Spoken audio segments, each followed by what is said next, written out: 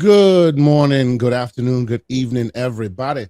However you happen to be watching and or listening to this, I want to welcome you to the 2026 episode of the Gaming Circle podcast. I'm, of course, your host, Mr. K. Asante, TKO Asante on the Discords and on the X and on the Blue Sky and all the places we communicate. And, of course, I am joined for this 2026 first episode by my brother from another mother, the man who looks like he is still in Antarctica, but we ain't going to hold that against him. Mr. Everborn Saga, good morning, sir. How you doing? Happy New Year, all. This is our first show back. Feels a little good. I know we took a little 2-week break, but we are here and we got a very special guest. So it's not even about me. See, and you know this guest is special because Mr. Everborn Saga he cut his time short. He's been glazing this game for months now, ladies and gentlemen. And of course, once I even came guest, to the show on time. I showed up on time for once. Amazing. Huh? Now, of course, if you don't know what we are talking about, let's start at the beginning. We met this man, what was this, early last year at PAX East. Myself and Mr. Everborn Saga had the wonderful privilege of being able to go to PAX East. We don't often get the opportunity to go as a team, so it was really cool to go there. And of course, Mr. Everborn Saga himself, being a developer, walked past the gentleman holding quite the interesting Buster Sword. What did it turn out to be? It turned out to be our next guest, who is the sole developer of a game we've been talking about for some time now. The game, of course, is Gigasword. Jack Breen joins us. Jack, welcome, sir. Good morning. Good morning, guys. Thanks so much for having me. Thank you so much for being here. I think you remember, right? You remember when we happened across your booth at PAX East, yes? Yeah, absolutely. Yeah, that was 2025. It was early May, I think, right, when that was going on. So yeah, that was an awesome. So long ago. Yeah, I know.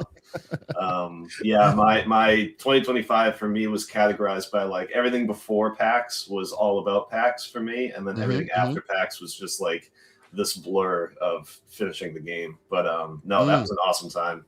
How was your PAX experience? Because I'm thinking about tabling there soon when we have stuff to show.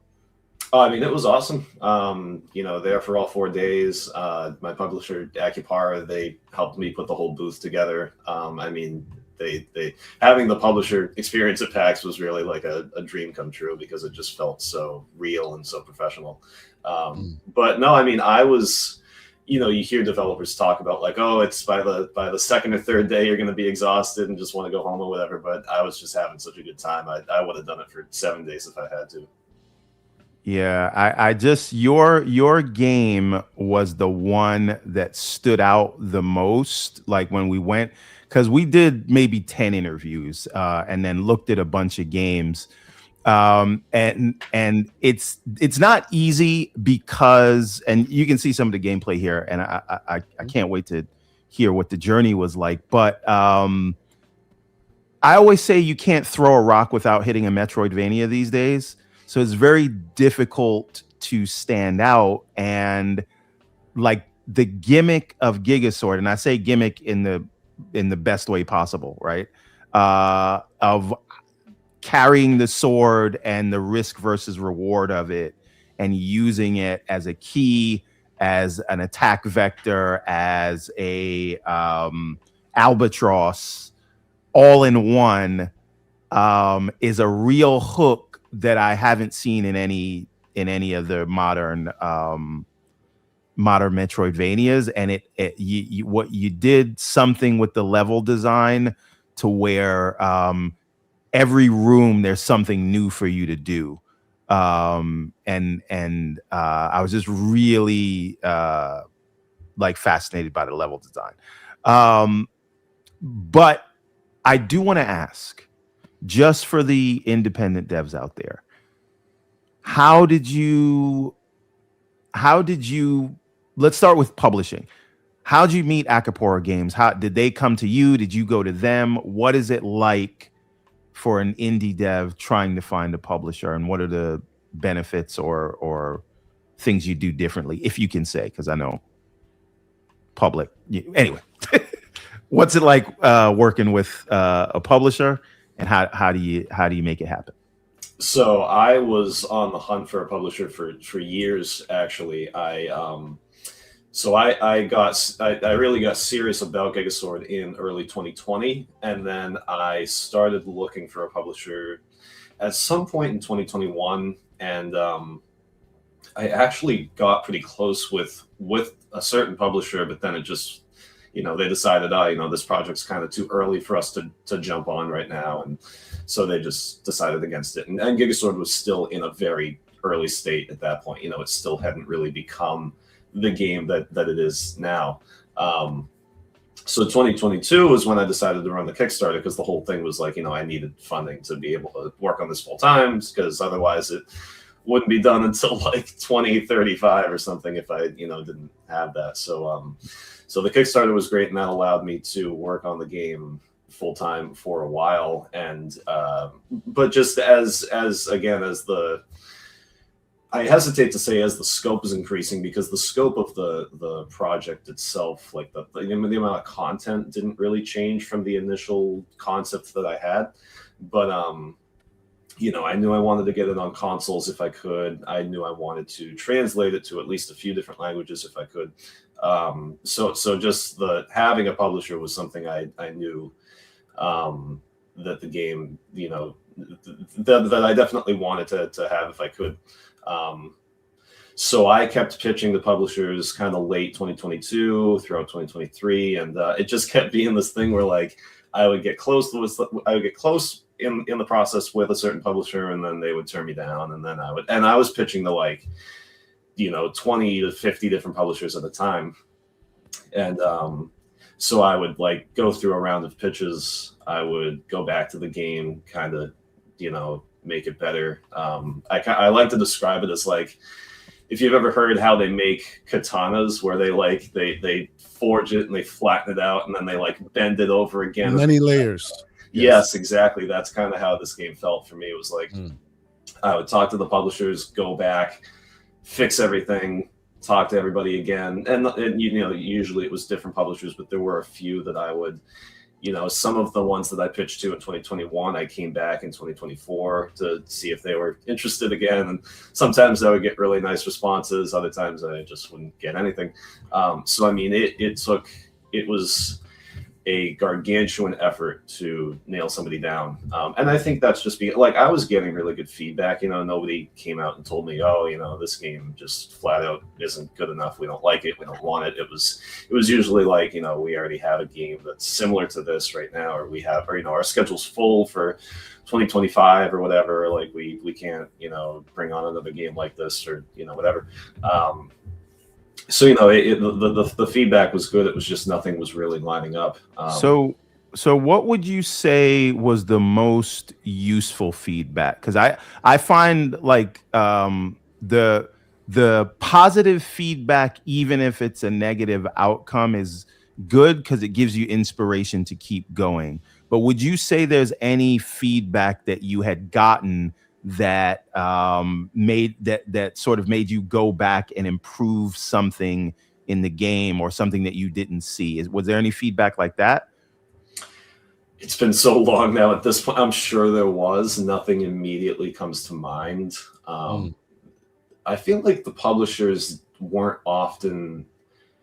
I didn't get a lot of emails that were giving like direct points of feedback. Like, oh, like we would sign this game if it had this or this. Okay. Like that. For me, it was just about the polish of it. And also I kind of realized pretty late into the process, like, so one of the most important things that I learned is that people, they don't know what you don't show them. Like I kind of had this subconscious thought that the people that I was pitching the game to would kind of fill in the blanks on things. Like, I would, because for a long time, all that existed of Gigasword was the demo, right? So like the tutorial area and the monastery, the first real area of the game. Those parts of the game had existed forever, since like 2021 or whatever. And so I had bits and pieces of the other areas and of the other mechanics and things, and I had all that stuff figured out. I had some of it built, most of it wasn't built yet. But I wasn't really including that stuff in my pitch, because I just thought like, oh, well, hopefully these people will assume that this game is going to have multiple bosses and multiple areas and whatever. Right, because they've played video games before. Of course, right, and maybe they do assume that, but they're certainly not going to judge your pitch off of assumptions, off of potential. Yes, exactly. So that what changed for me was when I pitched to Akipar, and I can go back as to how I got in contact with them and everything. But when I had I think like my second call with them, which was really the one where I was kind of fully pitching the project to them, I did something with them that I had never done with any other publisher before, which was I made a PowerPoint that had like all of my favorite stuff from Gigasword in it. And I told them, I was like, hey, before I get too far into this pitch, like I have a PowerPoint that has artwork, like it goes super in depth, because that's the thing with pitching is like, there's kind of this balance between like, oh, do you make them sit there and listen to everything you've ever worked on for this project, or do you try to keep it short and sweet and just hit on the major points? And it's like, maybe it depends on the call, maybe it depends on what stage you're at with this certain publisher. But in this case, I knew like I got to show these guys everything that I have up my sleeve. Like it's just because clearly just showing people the demo content hasn't been working so far, and people need to understand like just the amount that I've put into this game if they're going to get an idea for what this thing really is. And so I showed them that PowerPoint on the call, and again, it had like all my favorite backgrounds. It really showed in depth all the different areas and the mechanics within each area, stuff about the story, like everything was in there. I got to talk to you about the story too, but continue, because I got questions. Once you finish this, we want to go back to the beginning, but continue. Yeah. But anyway, so my point is just that I think that's what really made the difference for them was that was when my pitch really changed. Everything else for the other publishers was just kind of like, almost like I was being reserved, or like not self-conscious, but like kind of like guarded, like, oh, like these guys don't want to hear me drone on about all these backgrounds I've done or whatever. It's like, no, they probably do. Like if they're going to sign you and give you their money, like they want to know like what is this game. They're not going to fill in the blanks on just like I said about the different areas or bosses or mechanics or whatever. Like if you have it, you got to show it. Well, Kay, I'll let you go because I do have a follow-up question about some of this. But my question is, what does a publisher provide an indie dev apart from the financial side of it? I have a guest. Hello, sir. Yeah, sorry about that. But yeah, what does a publisher provide that aside from the funds? So for me, it's been marketing help, localization, so porting to different languages. It's been I'm drawing a blank. Yeah, just like for me with Akipara, it's been the whole package. But different developers can sign different kind of deals with their publishers. Sometimes people only need the funding. Sometimes people only need like the porting. That was the other thing for Gigasword, was the porting, because I don't have any experience working with like dev kits for consoles and things like that. One of the biggest kind of like unspoken perks to a publisher is really just the connections that they have, right? Like Akipara specifically is connected to so many streamers, so many people in the like game journalist space, right? So yeah, it's not just about like, oh, we'll make social media posts for you, like, which they do, but they just have so many friends in industry that your outreach just explodes. Right, it's the marketing aspect. I do. This is something, just being in the creative space, from the comics that we do and the games that we have released. You could have an amazing product, right? Doesn't matter if nobody knows about it, right? Exactly. So like being able to get your hard work in front of people. All right. I've been hogging the questions. So Kay, if you have any questions, no, I have more. You set it up. Absolutely, absolutely. No, we're heading down the right path here. I appreciate the lines of questions you've already posed. I want to go back a little further. I while playing this game, and I suspected as much because a long time ago, I also played with it a little bit. I did notice that you used Game Maker Studio to make this game. At least that was part of the research of the game. I wanted to ask what your experience was when you first took this project on. Was this something you worked on other projects before? Was this your first time going, okay, I'm going to make something and I'm using, like, how did you approach it from an actual logistical perspective? So it's kind of a funny story. When I was in high school, we had an elective at my high school that was like a game design class, and it was very, kind of bare bones. I was surprised that the school even offered it because we weren't like a tech school or anything like that. But it was this intro to game design class where Game Maker is what the teacher was using, and this was back when I was a freshman or sophomore. So and I've wanted to make video games forever. It's what I always wanted to do. So that elective was an easy choice for me. Growing up, in terms of the actual, mechanics of, in terms of like the software and stuff, like the literal know-how, I had no knowledge whatsoever of how it actually worked. So Game Maker was just the first software I ever used. And then by the time I was like a senior, I was preparing to go to college for game development, but I was like, I kind of just want to start making something now. I don't want to wait until I'm, I just wanted to start. So I went back to Game Maker because I was, familiar with it from the years before, and that's just what I've stuck with all this time. Like, I have a little bit of experience with Unity. It never really clicked with me as much as Game Maker did. I mean, I haven't really spent nearly as much time with it.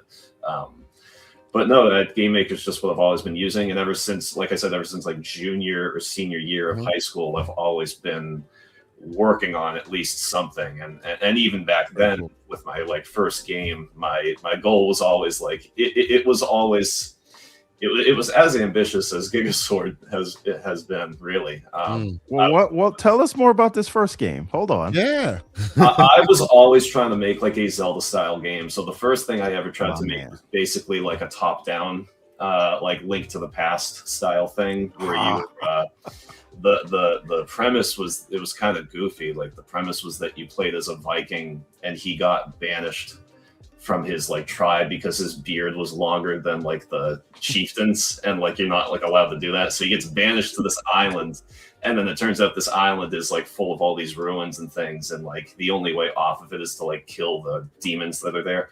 And it was like just way too ambitious for my skill level. Like, I started making like, I made the main character and I made some enemies and stuff, and I designed a whole bunch of dungeons. And well, what's funny is that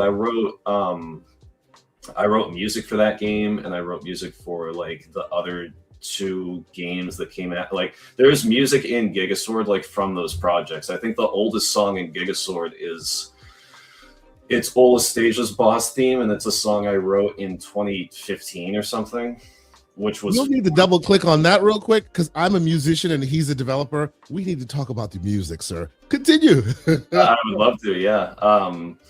Yeah, that boss theme is from that first project. Like, the game was going to be called Beard Quest, and yeah, I started that in like 2014.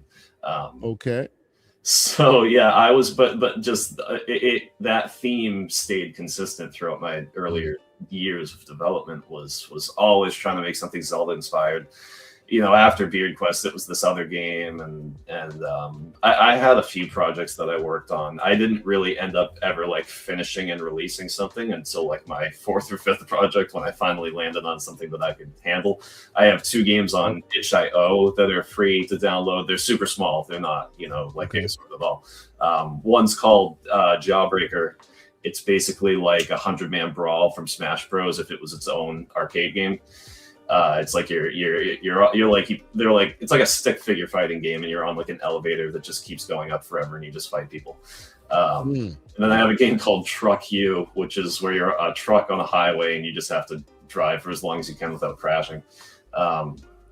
So those were like, that was the first time I ever actually like finished something, which is of course monumental. Yes, it's a monumental task when you're a Mhm. developer. You finally are able to actually export something that's functional. Um, You know, I tell people that a lot, right? Like a lot of people get caught up on trying to make something perfect or something that is going to make a statement or change the world.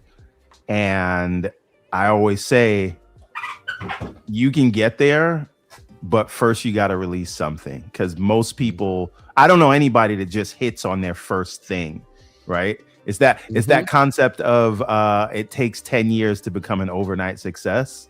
So Indeed. if you release, you will get learnings and the next thing will be better, as opposed to keeping For things everyone, under wraps. it, Yeah. it is funny you say this. The reason I asked Jack about this is because I too downloaded Game Maker many years ago. I've probably built maybe 2 or 3 games, never put them on itch. I'm just because it tends to be the starter engine you use and go, I just play around. I've messed around in Unreal and all this. But yeah, every time I get that idea that, oh, it's a starter engine you graduate from, then an amazing game comes out. Before Gigasword, it was Katana Blade Zero. And I'm just like, that engine just seems to be amazing and pulls out such amazing work. Really, really, really cool. I'm impressed by how people are able to take that engine and really do some magical things with it. So yeah, very, very. Yeah, I was more of an XNA guy and then moved to Unity from there, just because of the C# nature of it. I do have to ask, just quick sidebar. What have you played? Because I'm playing this right now. Blossom Tale. Have you heard of this game? I think I have. I haven't played it, but it sounds familiar. Okay. Yeah, I think you'd like it. I'll send you a clip of it afterwards. All right, now I gotta ask, the story of Gigasword. How did this come about? Because I got all sorts of Son of Zeus vibes. I got like there's so much in here, and you do so much with environmental storytelling. A lot of people look at this and they say it's pixel art. It's like, I don't know if it's 8 colors, but like not a high amount of colors. When you play this game and you see the architecture that's going on and you see everything that's happening there, like there's so much that went into it. There's so much history. This castle feels so lived in. How did all this come about with your main characters? What was the inspiration here, and how long did it take you to put together the story? And I know that's a lot, but I'll ask my follow-up question after that. Yeah, I mean, the premise was always there, and in the beginning, it wasn't going to be as story-driven as it became. Ezra wasn't going to be named; he was going to just be the orphan, and the concept was still the same. It was like, there's this tower, there's this crystal. It went haywire. You need to go up and get it. Like, and the environmental storytelling would have still been there. Like the Nocturne would have still existed. It was really like, I've been writing stories my whole life, and so it's not that I didn't want to make a game that had a story. It was just I think I kind of assumed that people wouldn't care. But when I started showing Gigasword off in 2020, I noticed that they would ask me about it. They'd be like, "Oh, so who are these characters?" Like they wanted there to be lore, and they wanted to know more about what was going on. And so then I leaned into it. I was like, okay, if people want this, then I can certainly, flesh it out more. I don't know what it was that I think just in the beginning, having it be like a smaller project, like, oh, this is just going to be kind of like just a simple Metroidvania that doesn't really have much dialogue. It'll just kind of be like a cutscene at the beginning and a cutscene at the end, kind of like old NES games, right? But no, I mean, like I said, I'm a huge Zelda fan, Metroid fan. I'm a huge Soul Reaver fan from PS1. Oh, wow. What a great reference. Yes, absolutely. So like the dialogue, the writing from those games is fantastic, from the Legacy of Kain series. Yeah. So yeah, like, and I mean, what else? I mean, obviously there's a bit of Dark Souls in here too, so that plays into just like the deeper lore, world building stuff. But a majority, as the years were going on, I would think up certain lines of dialogue and like make notes and stuff and write them down. So I had certain cutscenes that were written throughout 2023 and 2024, but I had to. I mean, 2025 was a marathon, and pretty much all of the dialogue in the game I sat down and wrote between like March and April or something, if I remember correctly. Wow. So, but no, I mean, the goal was just to, I mean, I love fantasy storytelling. So there was, of course, the love for just creating this interesting world with all this backstory and legends and stuff like that. But it's really just a vessel to try to tell a story that hopefully a lot of people can relate to, about characters that feel very relatable, even though they're in this very fantastical world. It's a game that is purposefully.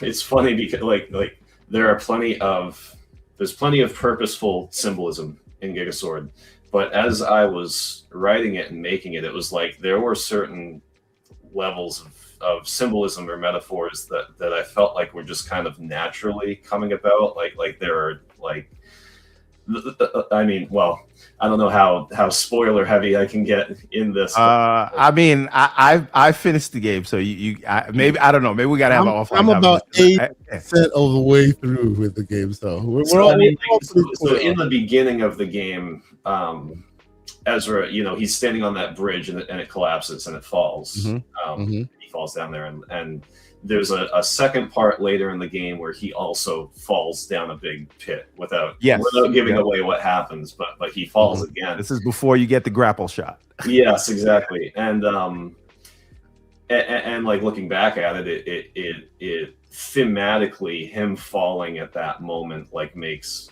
perfect sense, but I didn't do it for that reason. I just did it like as a game designer, like, oh, like you need to get to Volmire, so like you're gonna have to fall down a pit, like, but it narratively it just like connects back. So yeah, and in the 3-act structure, I'm like, oh, this is the all is lost moment, right? Like he's lost everything. He's got to take his learnings from what he's done. This is a true hero's journey, right? Like if you're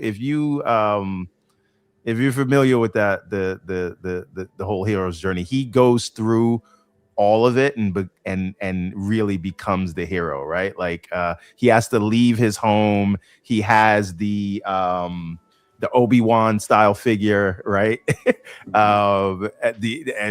Anyway, very Obi-Wan style figure. So if you're familiar, if you don't know what the hero's journey is from Robert Campbell, or Joseph Campbell, sorry, just watch Star Wars, right? Like that's what it is, and you do get a lot of that here. So Ezra is kind of like Luke Skywalker.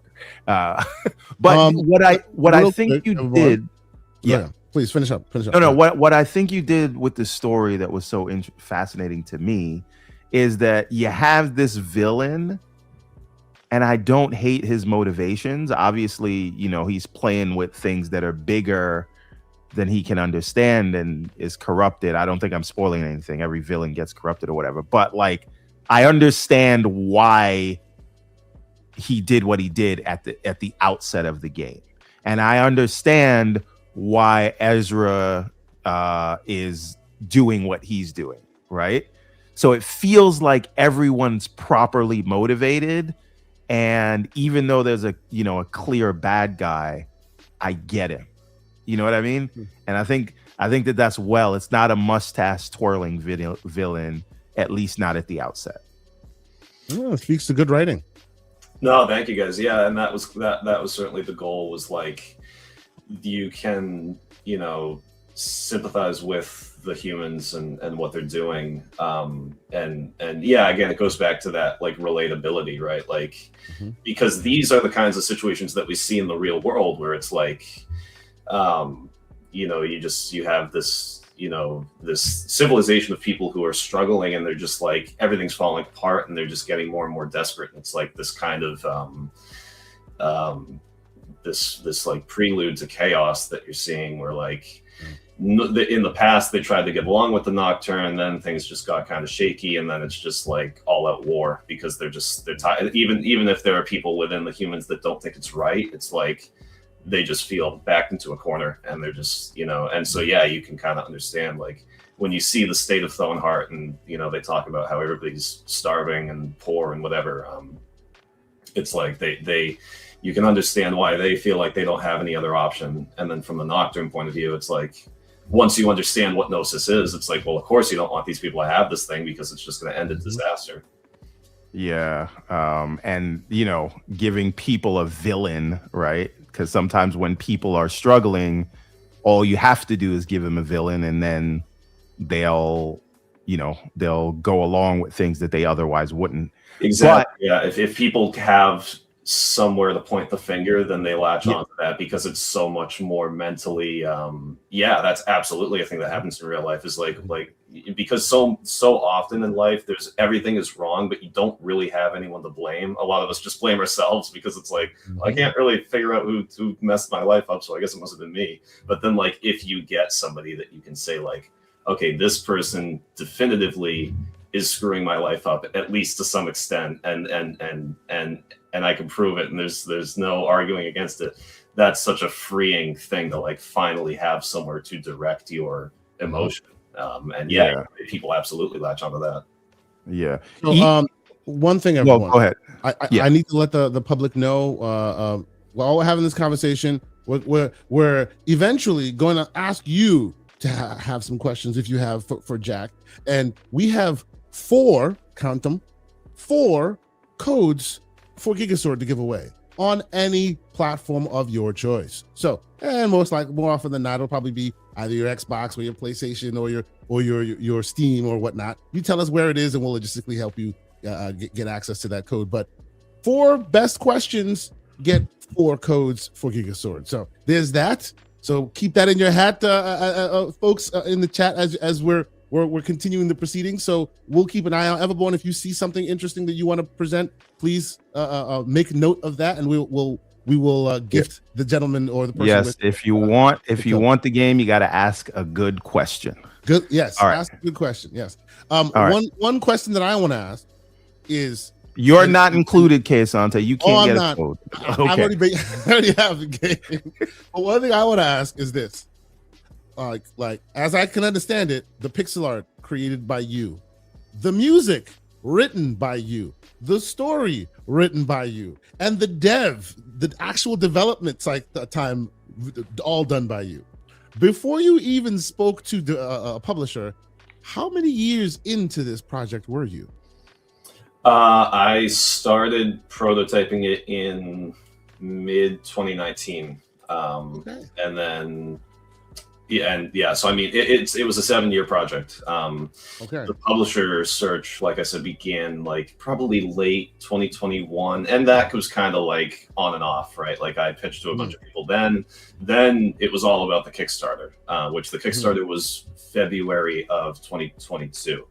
So in like the 4 months leading up to the campaign, it was just all preparation for the campaign. In the 4 months after the campaign, it was all mailing out the rewards and t-shirts and things like that. So there were definitely some deviations from development. 2024, I was actually working a full-time job to just, obviously stay afloat while I was searching for a publisher. So I really didn't get to do a lot of development for the first half of 2024, really for most of it until September, because I signed on with Equipar in August of 24. So development was a bit on and off. There were definitely some years that were much more productive than others, but no, I mean, the project from start to finish was 2019 to November. One last follow-up, and I'll let you jump in, Everborn. So I understand, we talked about Game Maker and how you got into the logistics of game development itself. How did you do that with the music? As a person who has spent my life, I learned music, went to music for school and all, the stuff you made was excellent. How the heck did you do that? Thank you so much. I mean, I've been composing for a long time, ever since I was a kid. as a kid, we had like a Casio keyboard in the house, and I just Mm. started playing on that and just kind of learned how to. I started just playing video game music, and this was back when I was like 7, 8 years old, whatever. But it's funny. There was I don't know if you guys will be familiar with this game, but on the DS, a game called WarioWare DIY. Oh yeah, of course. That had its own like music maker in it, which I've never played Mario Paint, but I've heard it's like the same thing as Mario Paint. Same idea, yeah. Yeah, you just like click and drag notes. Built-in sequencer, all that. Yes, choose your instruments and stuff. So the first thing I ever really, I was like kind of writing songs on the piano. It wasn't really, but obviously those weren't like fully fleshed out, composed pieces. It was just, I would come up with melodies and stuff. But WarioWare DIY was the first time I was actually like making, real songs that were all put together. And I remember showing my brother, and he was like, "This is, really, really good. Like, how did you like figure this out?" And I was like, "I don't know. I just did it." And at that point I was, I don't know, 12 or 13 or something. So I've been, after that, then I moved on to just other softwares and things. The music for Gigasword is made in FamiTracker, which is the same software that they used for the music in Shovel Knight, which is how I found out about FamiTracker, because I'm a ginormous Shovel Knight fan. I've been working in FamiTracker since high school, so I've gotten pretty comfortable with that software. And then, like I said, there are songs in Gigasword that are from all different projects. Like most of them were written for Gigasword, and most of them have been written within the last 5 years. But there are a couple of standouts that are from older projects from 2015 or 2017 or whatever. But no, I love making music. It's easily one of my favorite parts of development, and it's definitely one of the parts that I struggled with the least. Like programming is tough for me, because I've been an artist and a musician my whole life, so those things are easier. The programmatic side of this was definitely a point for me.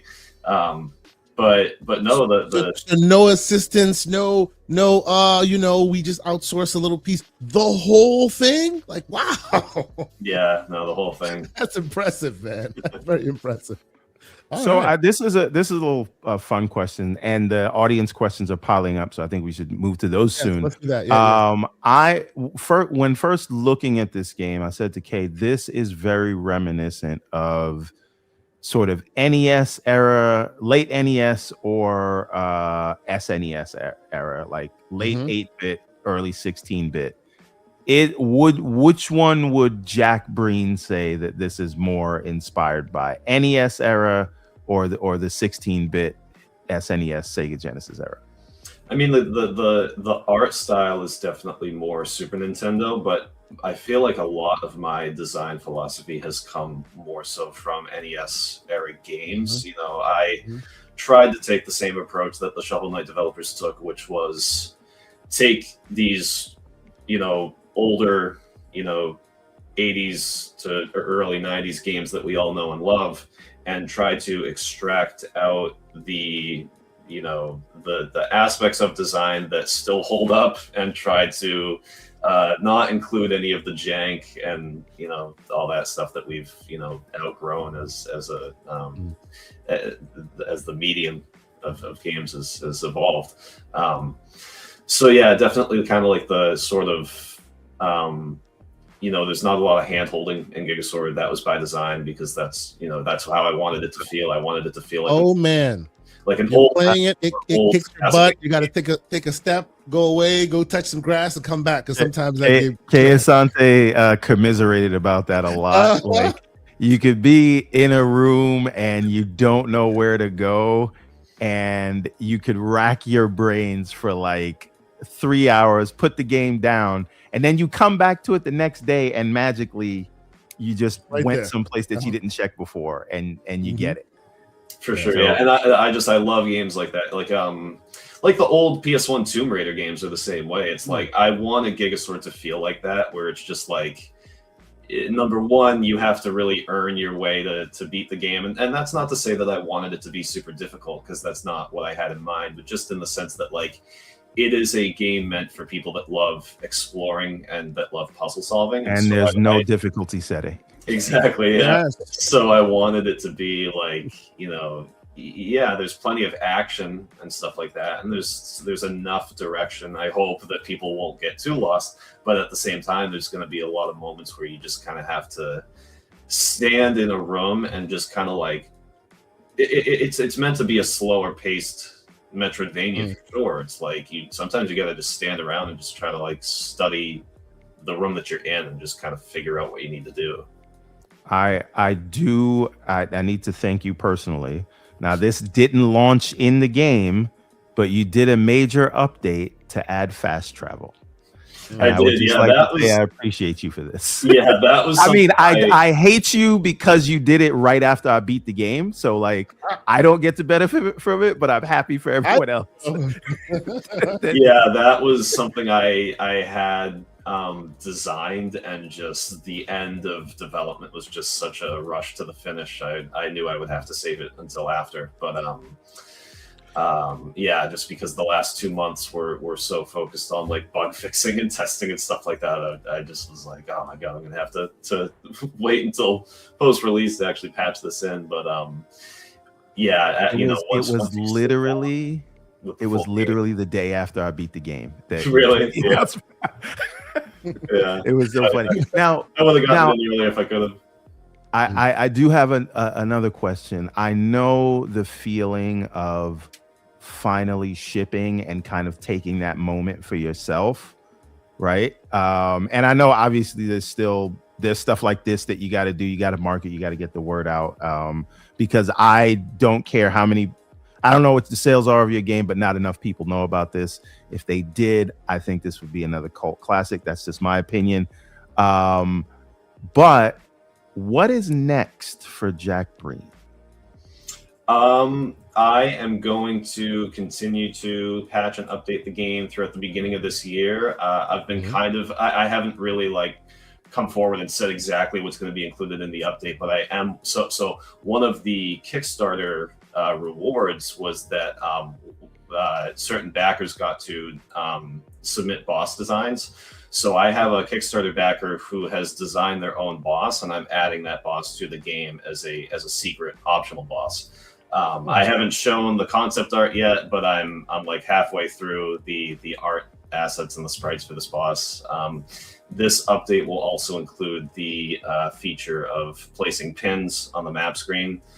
Somebody else also came up with the idea for secrets to have their own icons on the map. So like when you find a scroll, to just put a little scroll icon in the room that you found it in so that you can remember where you found half the stuff.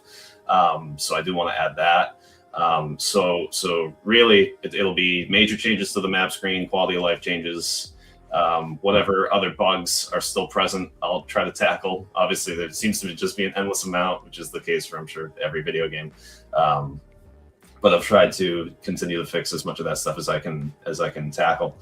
And then that new boss fight will be there. Once that stuff is done, I'll be on to the next project, which I have mostly planned out, but I still obviously have a lot of conceptual work to do on that. I can say for sure it won't be, unless something goes terribly wrong, it won't be another 7-year project. I want to all right. Something. I have one request in terms of the update. If you can, because I would do another playthrough of this game, please do a button remap. Yeah. How would you change the controls? Well, I wouldn't. Well, and I would change it like if there's a way to kind of for the user to manually map it. But I am a press B to dodge player. That's just how my muscle memory works. So I find myself, because you're supposed to press LB, but I find myself pressing the face button, the B button on the Xbox controller when I wanted to dodge a lot. So if I could remap that, I would. But just like mapping in general. So a lot of games will allow you to say, hey, this is my current attack button. I'd like it to be this one, and then whatever. I don't know how difficult that is, just because I don't know the way like Game Maker works, but because I've played with Game Maker. As I said, I'm more of a Unity XNA guy, or mono game these days, because XNA doesn't really exist anymore. But I don't know how the button assignment works in Game Maker, so that might be a taller ask that I'm requesting. But if you got a backlog, that's because my first thing was fast travel, and you did that. Second thing, button remapping. All right. I see what's going on, Everborn Saga. You brought this gentleman here just to get your laundry list in his hands. I understand what you're doing right now. Absolutely. Listen, I did. Okay. At the end of the game, you kind of hint that the world is bigger than initially. Hey, now, no spoilers, sir. No spoilers. No spoilers. Just a bigger world. That next project, would it happen to be Gigasword 2, or is it something completely different? Or is it your Zelda style game? If you could talk about it. Yeah, I won't answer anything that you're not ready to. I definitely want to tell more stories in this world, not only with Ezra, but just like across the different, jump forward 100 years, jump back 100 years, do stuff like that. I would love to keep the world, like just the story of Gnosis itself is something that I have a lot of different ideas for. And yeah, I definitely think that there's more that can be told with Ezra's story specifically. I don't think that the sequel will be the next thing I work on, but yeah, I know that I'll end up returning to this at some point. That is fantastic to hear. Now, I just want to give a shout out to Dr. Dry Rub. He's given away at least 2 or 3 codes already in the chat. Yes. This is on top of the 4 that we're giving away. He's just dropping the codes in the chat. So Everborn, do me a favor, sir. I've highlighted a bunch of this, about 16 or so. I've highlighted a bunch of really interesting questions. How about you dig through a couple of those, and we will ask Jack what our viewers want to know about the game. Yeah. So Jack, this is gonna be a little bit of rapid fire because there's 16 of them. So if you like one, you spend longer on it. If not, 1 word answer, whatever. All right. So first one comes from the one and only Soil Tech. There's a few questions from Soil Tech. He's trying to win a code. The first one from Soil Tech 2015. By the way, Soil Tech is one of the bigger contributors to our Discord. He's with us every day. Jack, you should join the Discord. We have a lot of fun in there.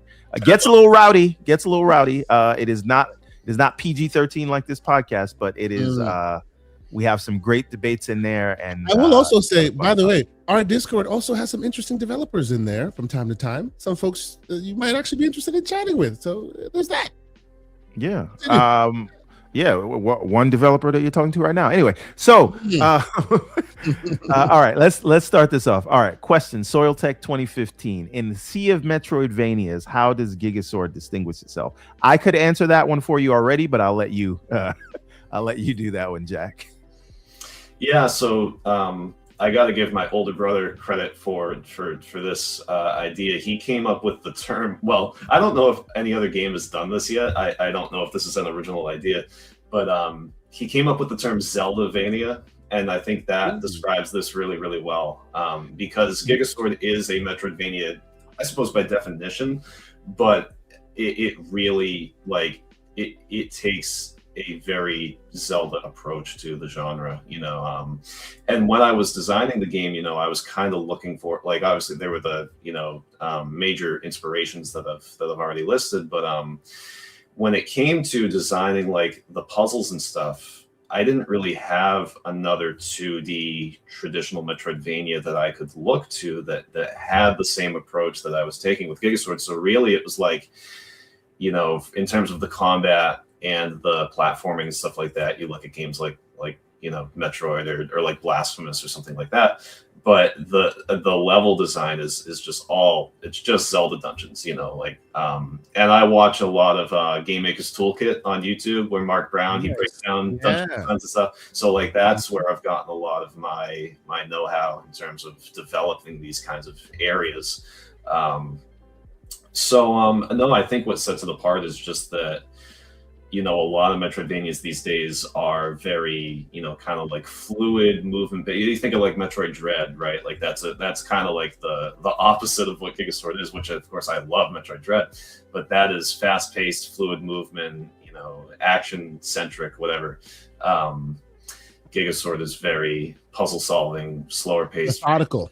Yes, methodical, like deliberate combat, stuff like that. Mm-hmm. I want to ask you something about that, because Kay and I had a very interesting philosophical conversation about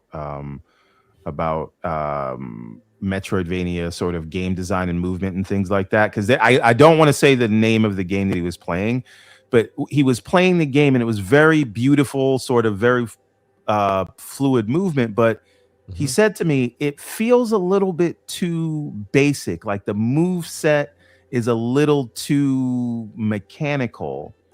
And I said to him, I think it is because of the art style. So what they have is I don't want to say a Gigasword style, but like the sort of SNES style of gameplay and movement, where the move set is a little bit more sort of limited and less smooth as a Metroid Dread kind of thing. They use hand-drawn art in right opposed to pixel. So that gives the player a sense of, this is modern style art and animation, so I expect modern style skill trees, combat system, movement, versus when you go pixel art, it is the player's expectation is a little bit different, because even though this is very new, and I don't think a game like this could have been possible on those old and definitely not on NES with all the animations that you have, but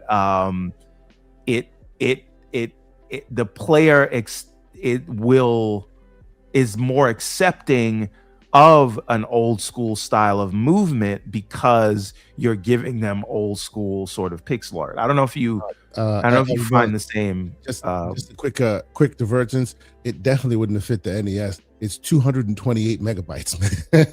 Yeah. Please answer the question. Yeah. Well, no, I think you make a really good point. I think when players see that older art style, that it puts them in the frame of mind of, it takes them back to those kinds of games. So it's like, oh, okay. I think just looking at Gigasword, that the people that grew up in that era are going to understand, like, oh, this is going to be the type of game where there's not much hand holding. It's probably going to be kind of difficult, So no, I totally agree. I think that the art style that a developer chooses is going to some degree be responsible for just that initial mindset that the player kind of loads in for themselves when they approach a game, for sure. Yeah, it's also funny that you said Zeldavania, which is like, that's just catnip for me. Zelda Link to the Past specifically is the first game I beat. It also happens to be my favorite game of all time. But when we were when I'm like the conceptual phase of what we want the sort of Ariel's Adventure game to be, that's one of the Everborn games we have. We called it a Mariovania because it's not like a large map like a Metroidvania. It is individual levels like courses, but as you beat bosses and unlock power-ups, you go back and then you can access different parts of the levels, right? So I just thought it was funny. You called it a Zeldavania. We call it a Mariovania. All right, let me move on to the next question. This is another one from Soiltech 2015. We did that one already. All right. Yeah. All right. This one is from Gentlestone. If I can, there we go. Go ahead. All right. What's your motivation when the project stalls creatively? Like, how do you motivate yourself when you hit a wall that way? I mean, with Gigasword, I feel like I don't know if I necessarily stalled creatively. I think the biggest hurdles that I encountered were like, oh, I'm having trouble programming something, or that I can't get this particular animation to look the way I want it to, or something like that.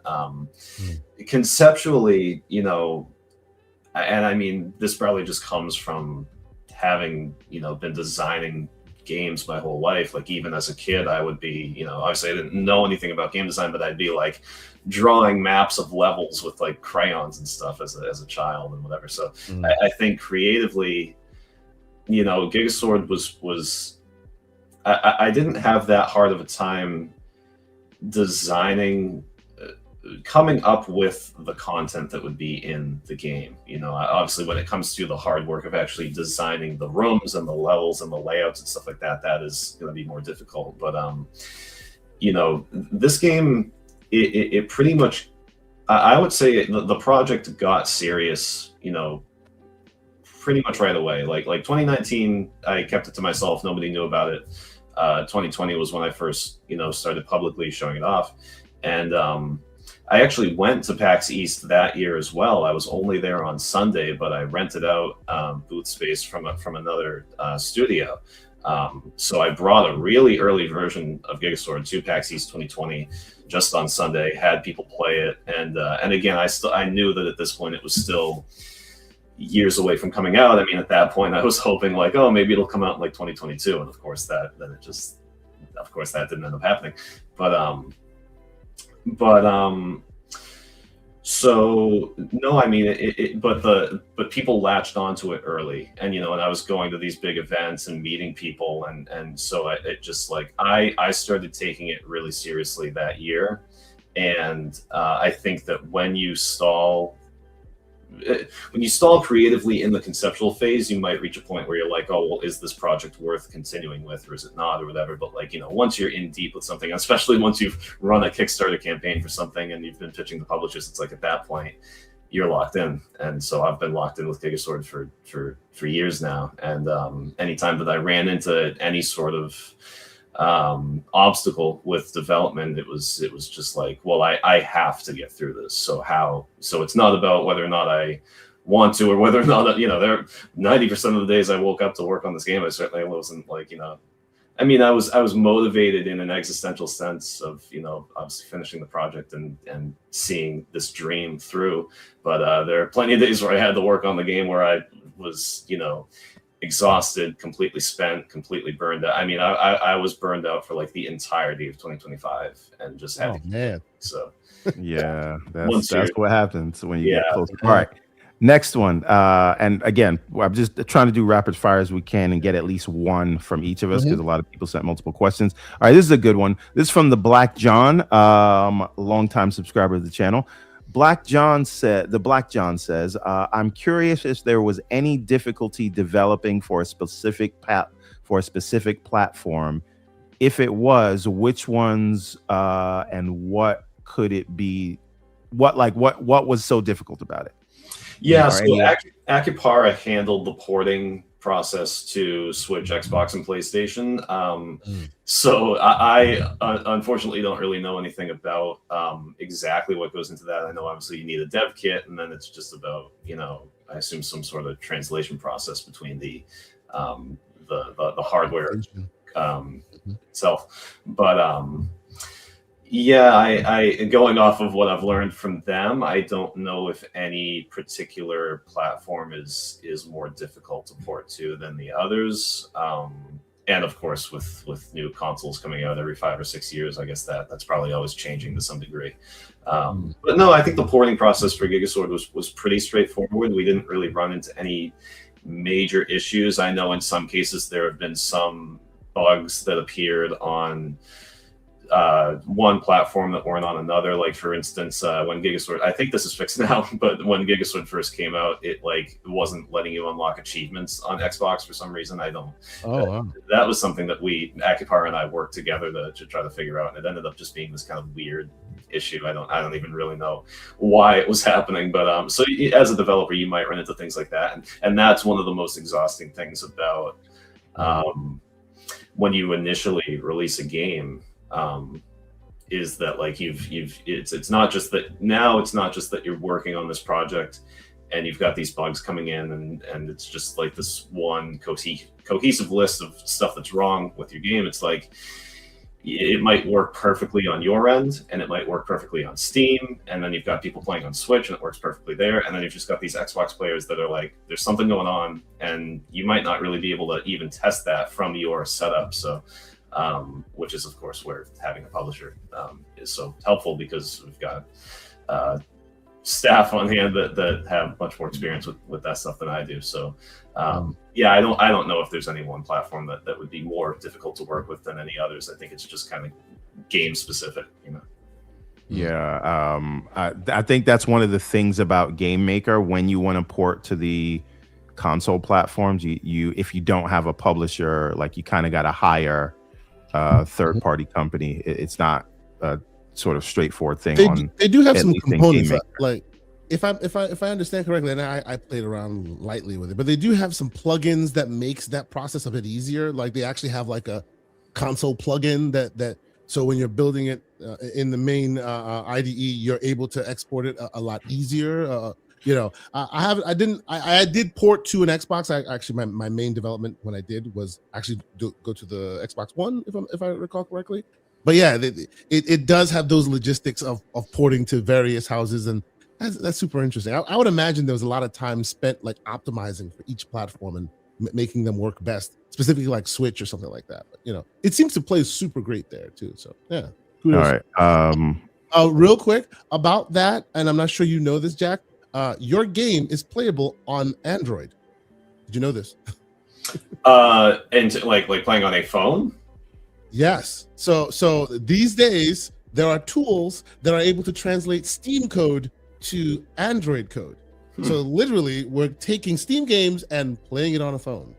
That's awesome. Controller. So I've been playing because, you know, I'm a man with kids and running around all the time. I don't have time to sit in front of my console or Steam. I've been playing your game everywhere on my phone. So are you using the touchscreen, or are you connecting a controller? No, we're connecting like a controller. You connect like an MCON controller, which I recently was able to get. Or Still like, haven't got mine yet, but we'll talk about that next week. We can sled it out later. But yes, a little attachment controller, and then basically like it translates Steam games to Android code, and you're able to play it relatively smoothly. Some games work better than others. Yours, perfect. I've been playing everywhere. It's excellent. It's excellent. That's great news. I'm glad. Yeah, that's it. All right, so yeah, I'm going to try to be quicker about these next couple questions. I just want every individual that asked. So I'm trying to pick the best ones from each person. All right, so this one is from Eastside Vandal. He says, question, how many, oh, you got it, sorry. How many times in development did you realize you were paying homage too closely to games before you had to scrap and retool ideas? I don't think there was anything in Gigasword that I like, you know, that I recognized like, oh no, I'm accidentally totally copying something. So I tried to keep my inspiration, you know, like, not, you know, I tried to not 100% just take stuff from the games that I was inspired by. There were, in terms of scrapping things, there were a couple of enemies that I spent like an entire month working on, and then just like didn't end up making it into the game. Hey, Jack, there's one that I think you should have scrapped, and it's that goddamn snake thing that does the sine wave projectile at you that's impossible to dodge, while he's just here getting his laundry list done. That's what he's doing. That's all he's here for today. I could never dodge that projectile, man. I mean, to be fair, I can never dodge that one either. Well, it's pretty tough. Sorry, continue. I had to say it to you because I was so frustrated by that. Well, this is the time where you get to give all your feedback straight to the source. Yes. Yeah. But no, I don't think that I ever had to like, you know, get rid of anything that I realized had like already been done, you know, somewhere else or anything like that. All right. Yeah, I don't think with game development, like, unless it's somebody like Nintendo patenting the Pokeball thing, right? Like, it's how games work, right? You see mechanics you like, you put it together with other mechanics, and it makes something new. Like, we've all got access to whatever language we speak, but then you can put those words in that language together and write a beautiful novel. That's kind of what game making is like. All right. There's one from Django Kane. Don't worry about this one because you answered it already, but I just wanted him to know that he's heard. Does he have plans to make more games in the Gigasword universe in different or same style? What mechanics would he like to add or have missed in those games? So yeah, I think you kind of covered that one. Next one is how easy or hard is porting with Game Maker Studio? We talked about that one. Next is Alex F10. Question: after the game release, how do you process critical feedback and how much of it aligns with your own feelings and intentional decisions made during development? I think that's a good question. I don't know if you think it's a good question, but I like it. No, that's a really good question. When it comes to accepting feedback and criticism as a developer, I think it that is probably going to be a learning process for just about everybody, right? Like I think everybody's going to probably start off pretty defensive when like the first time, like when you first start showing your work to the public, and when you first experience people, either criticizing it or if they just tear it apart. One of the first projects I ever worked on was back when Steam Greenlight existed. I was making a space shooter game, and I put it on Steam Greenlight.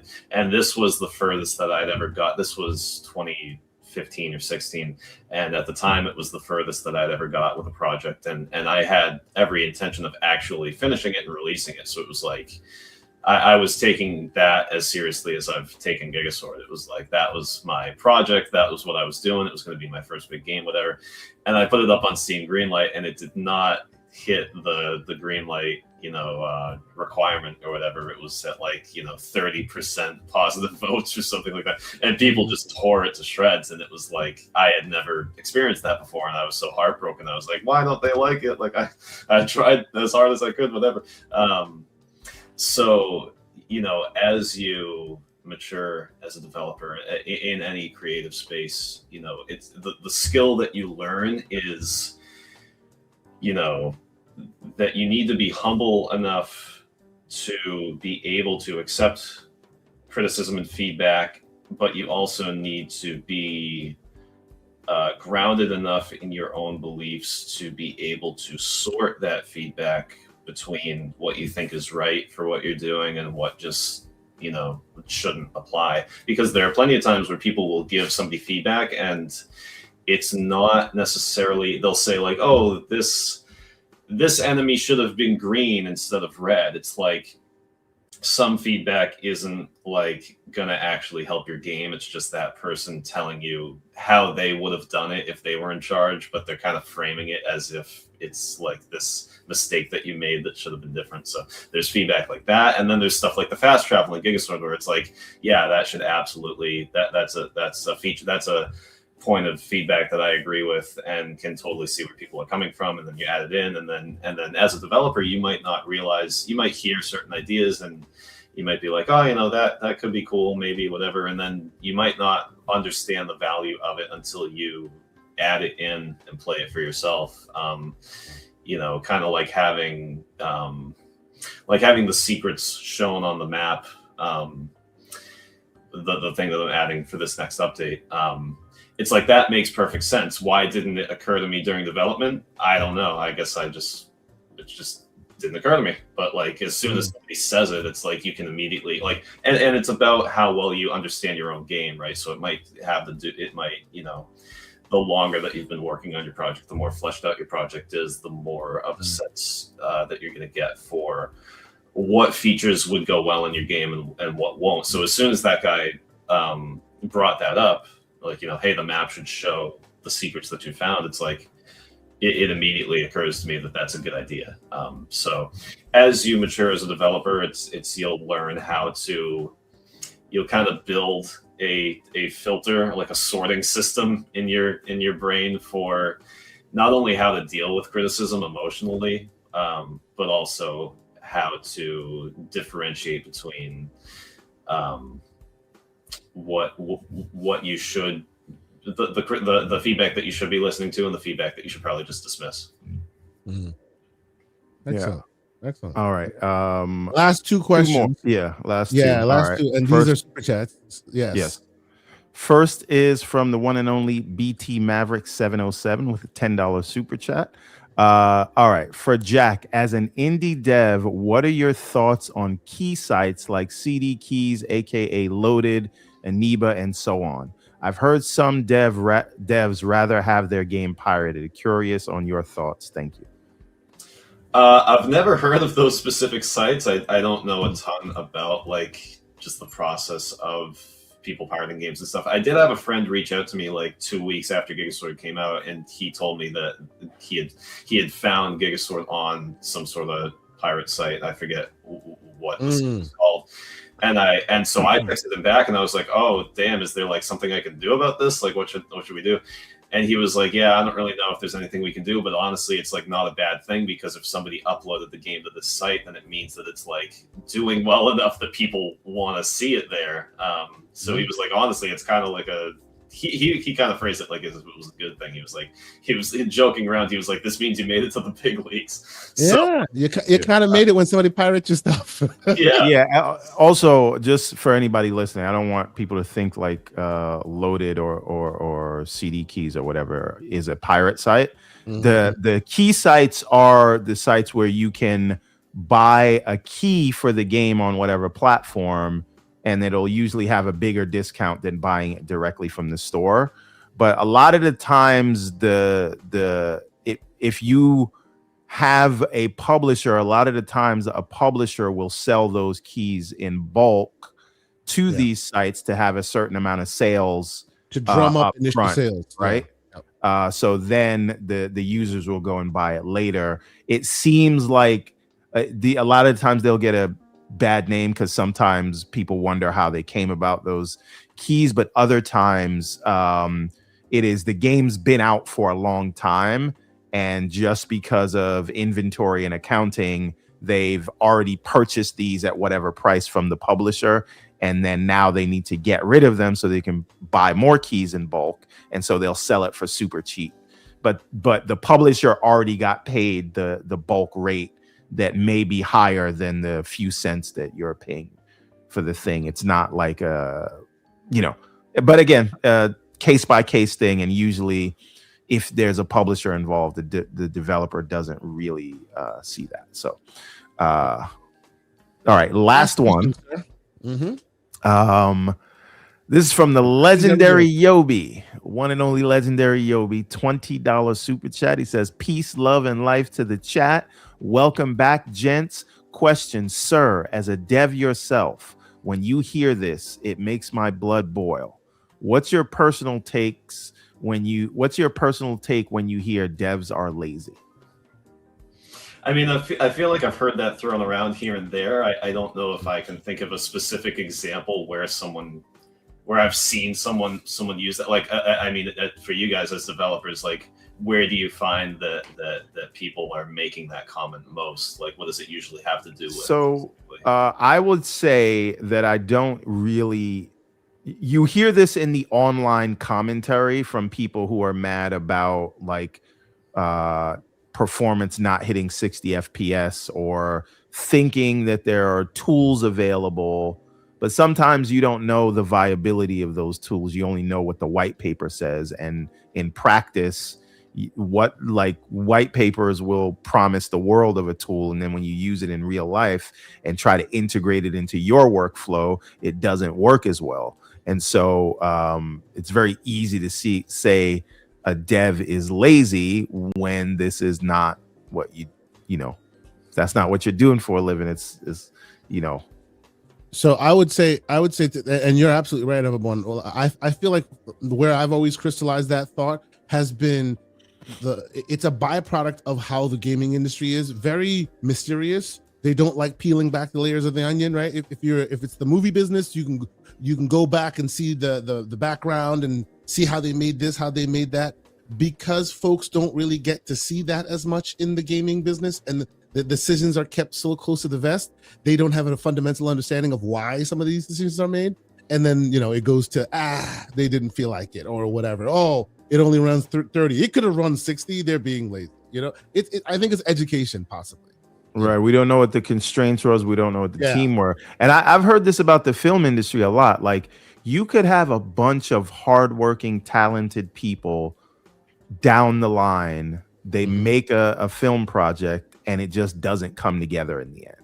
It is not because they weren't trying hard. It's not because they're hacks. It didn't come together in the way it needed to for, one, because everything has to work and stars have to align when you're making anything. And and again, this is not to excuse whatever, but there's lazy people in everything. Like some of the people that's calling devs lazy are lazy themselves, right? Like it's not, it's just, I just think that is not. This question was for you, Jack. I'm sorry, I'm answering it, but like, it is.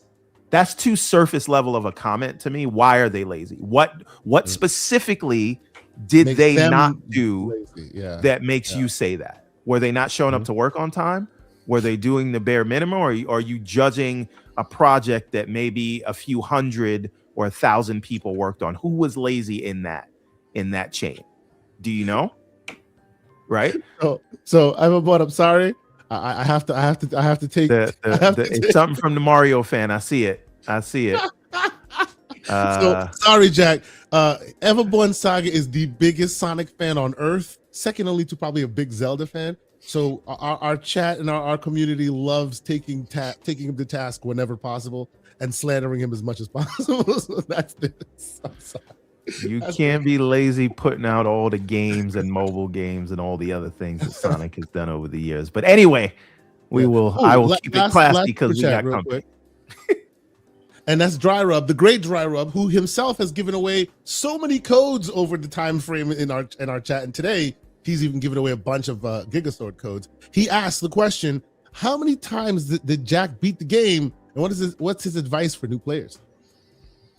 This is going to blow people's minds and might even make some people angry with me. I have not had I've had the time the last month to do this, but I've honestly just been so fried. I still haven't. I have not played Gigasword front to back. I've played the first half of the game. I've played from the beginning of the game up until you fight Varric. I've played all of that, which for me, since I know all the answers to everything and I can speed run it pretty fast, I think that took me like 3 hours to get there.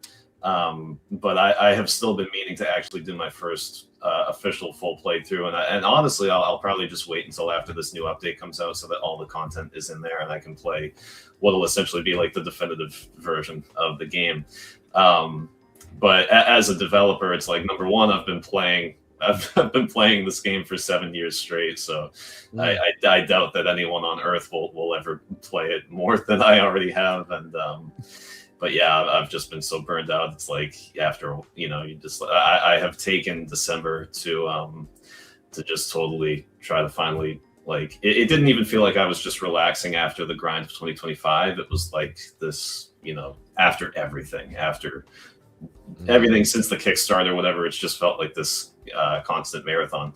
But my advice to new players would be try to activate your Zelda brain if you're a Zelda player. Like try to get in that headspace of like, that's kind of what, the way that I describe Gigasword's level design is that every area is its own Zelda dungeon, and the world of the Nestrium is all these Zelda dungeons that are now interconnected. So if you look at it that way, it should hopefully help people kind of not only find their way around, but also just approach the puzzle solving and stuff.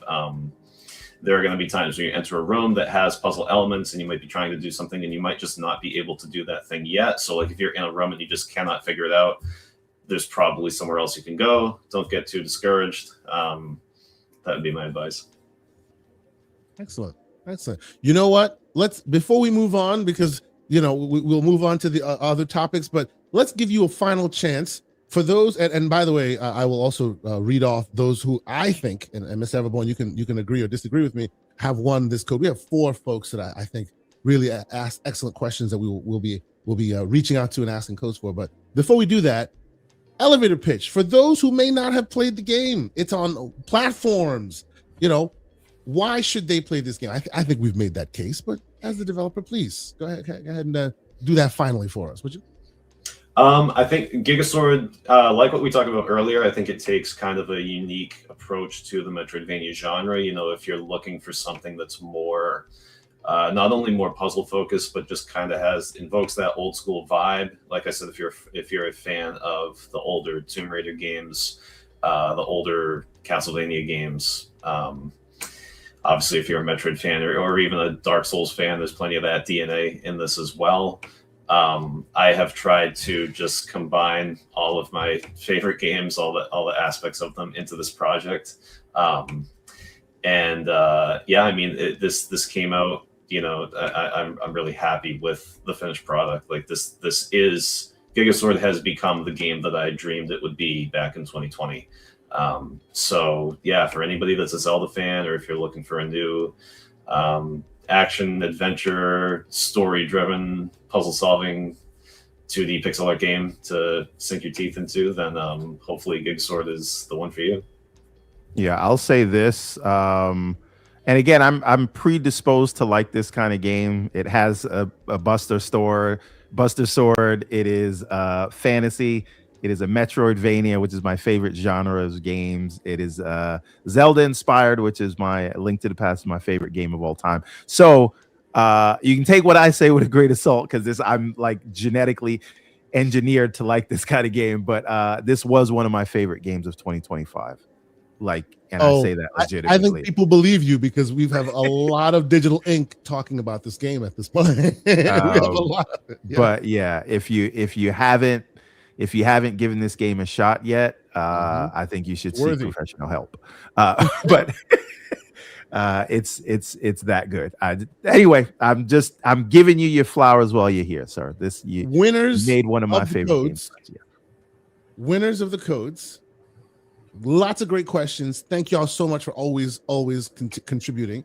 Those who won the codes this time around, I would say, are the following: Alex F10, The Great Soil Tech, BT Maverick, and the legendary Obi. Do you disagree, sir? I do not disagree. So, did we give? I think we might need to do a fifth for Soil Tech because he sent so many questions. I did. Okay. He's in there. Yes. Y'all know where I'm at. Get at me in the DMs. I will make sure you get your code on your platform of choice. Thank y'all for contributing as you do.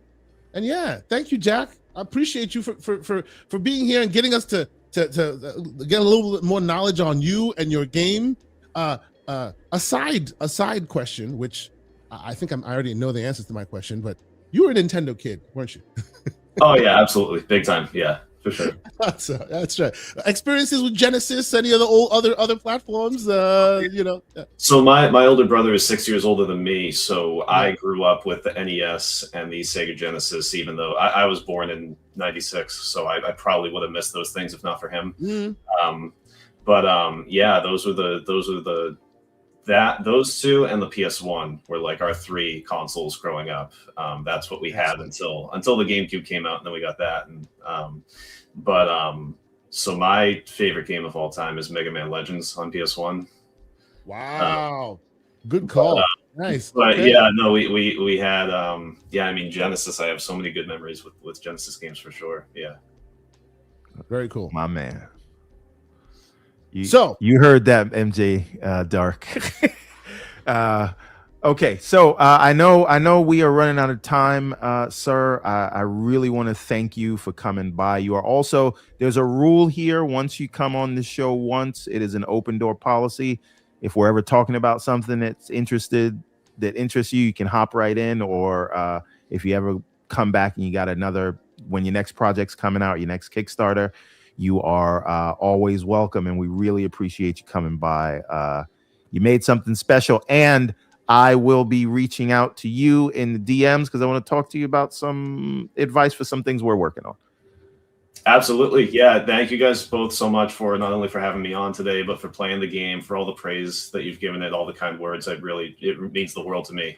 Like I said, this is what I've wanted to do my whole life, and 2025 now, between having the publisher and doing interviews like this and seeing people play the game on YouTube and Twitch and stuff, it just all feels so real. So it's been a really wonderful experience. Seeing you guys at PAX was awesome as well. Yeah, anytime you guys want to chat, whether it's about Gigasword or a future project or what you guys are working on, please hit me up. Don't be a stranger. And I'll hop in the Discord server as well if you guys. Oh, awesome! Yes, but I will forewarn you. The Discord is we have some spirited debates. I'm just warning you up front, but it's all in love and respect. But we do get a little rowdy in there. The Gigasword Discord server is pretty much the same way, so it's all just ridiculousness 24/7. So yeah, you have a good time in there. For sure. Yeah. All right, Jack Breen, everybody. First interview of the year, and I feel very good about it. We really appreciate your time, and anyone who did not win the Gigasword code today or didn't get one from Dr. Dryrub, go out and buy this game. You will not be disappointed. Absolutely. Thank you guys so much for having me. Thanks to everybody in chat for sending in the questions. Really appreciate it. And yeah, I'll talk to you guys again soon. Thank you, Jack. See you soon. Awesome. See you guys. Bye, guys. And that was it. All right. Fantastic. All right. Everyone, thank you. Congratulations. So just a quick background for the public here. Everborn took it upon himself, one-man crusade to get the developer of his favorite game on. Thank you, sir. That was very awesome. That was very awesome. Cool. It's cool because it's not like, like every developer we get to interview is great, but like a game that you found that you liked first, played through it first, loved it, and then you get to talk to the man behind it. It's I feel good today. Yeah, absolutely. So if you also liked the interview here, and we're going to be doing our best to do more and more of those in interesting indie devs, small man teams, hit that like button. Maybe consider talking to folks, letting them know that we do this kind of stuff every week. If you have some interesting ideas on developers that we haven't spoken to that you say, hey, that'd be real cool to get them on the show, let us know. Them DMs is open. You can join us on the Discord. That is discord.gg/TGCP. We're always there. We're always having great non-PG-13 conversations. So, be ready to clutch your pearls sometimes. But we're here for you. We have a lot of fun. So please consider doing that. Thanks to everybody who's been in here talking that mess, talking in the great conversations, and also talking with our developer friend Jack. So thank you all for being here. But let's move on. I think shortly, there are one or two news stories here and there that maybe we can get into before it's all said and done. But there were some games that we were playing over the holiday break that I kind of want to just talk just lightly about. Everyone, I know you also played some games. Yep. I want to get into that. First off, I want to say I was finally able to finish The Outer Worlds 2. I had a great time playing that, so there's that. I won't go too far into it because we've already talked at length about The Outer Worlds 2, so there's that. If you haven't played it, you should be playing it. I do want to, though, talk about this game briefly and give flowers to a great gentleman in this Discord, in this chat. Now, maybe you'll say I'm being a little bit navel gazing while giving him his flowers, because I also just gave him a code because he asked a damn good question. And this is me giving flowers to the one BT Maverick. And why am I doing that? Because during the holiday season, we were just hanging out, people, as we do in the Discord, this, that, and the third. And I see a message from BT, and he's like, hey, I found an interesting game. I thought you'd like it. Gifted me a game for the holiday season. I was like, oh, that's so cool of you. Thank you so much. I appreciate it. What game was this? It's a game called Spindle. Everborn, I know I spoke to you about it. Have you? Oh no, I purchased it, but I had not started it yet because I was playing the game that I'm going to tell you about when you're done here. Okay. But it's in my library. It is next in queue. We are here on this show. I think there's a theme. We call it the Graybeard Gaming. This fits so well in this show and in the themes. And we just talked about Gigasword. This is the next one that we need to find out who made this and go have a conversation because it's so I did good. my job, Kay. It's your turn. Yeah, I know. Indeed. But yes, shout out to BT Maverick for the recommend. I'm very early on in this, But I'm telling you, this game is fantastic. It's beautiful. You can tell whoever made it, like the dev team, like really put the time and effort in. The story is interesting. You know, it's member berries, the game, and the gameplay is very tight. And you know, same idea. By the way, it has the Death's Door kind of story, right? You are anointed as the next death, right? And you go and you're collecting souls. It's a kind of Death's Door, right? And it has similar Death's Door sensibilities as well, also in gameplay, but it's not exactly one-to-one. And what they have here is truly special. I really think people should try it. I haven't really gotten all the way through it, but I wanted to mention it because shout out to BT Maverick. If you haven't tried Spindle, get Spindle. Spindle's great. What have you been playing, Everborn Saga? I have been playing a set of games called Blossom Tales, right? Now, this was during the Steam sale that I picked these up, and thanks to Infinite Umbra who put it on my radar. And so I picked it up. You can buy this game. I don't know if it's still on sale, right? But it was on sale. You could get part 1 and 2 for $10. You get 2 games, $10. The first one came out in 2017. Bought this on your recommend. Yes. The second one came out in 2022. Now, when I bought it, I realized that the cover art looked reminiscent of something. And I looked at my Switch and I realized I had bought this originally in 2017 and never played it. And so if I had played it, I would have known that they basically remade Link to the Past. In mechanics, in level design, in art, all of it. You're playing as Blossom, but the style of the tone, the main enemy, everything, the dungeons, they've made Link to the Past. And if that being again my favorite game of all time, it really resonated with me, so I couldn't put it down. I think it took me about 12 hours to beat the whole campaign. But then now I'm in part 2. Now, part 1 is it's like a cover song, right? I'm not saying that you should mention it next to Link to the Past, but they basically made Link to the Past, right? But they didn't do anything to sort of advance the ball further, but they weren't trying to. Right, so they're doing their own cover song. It's modern. It has the things you expect.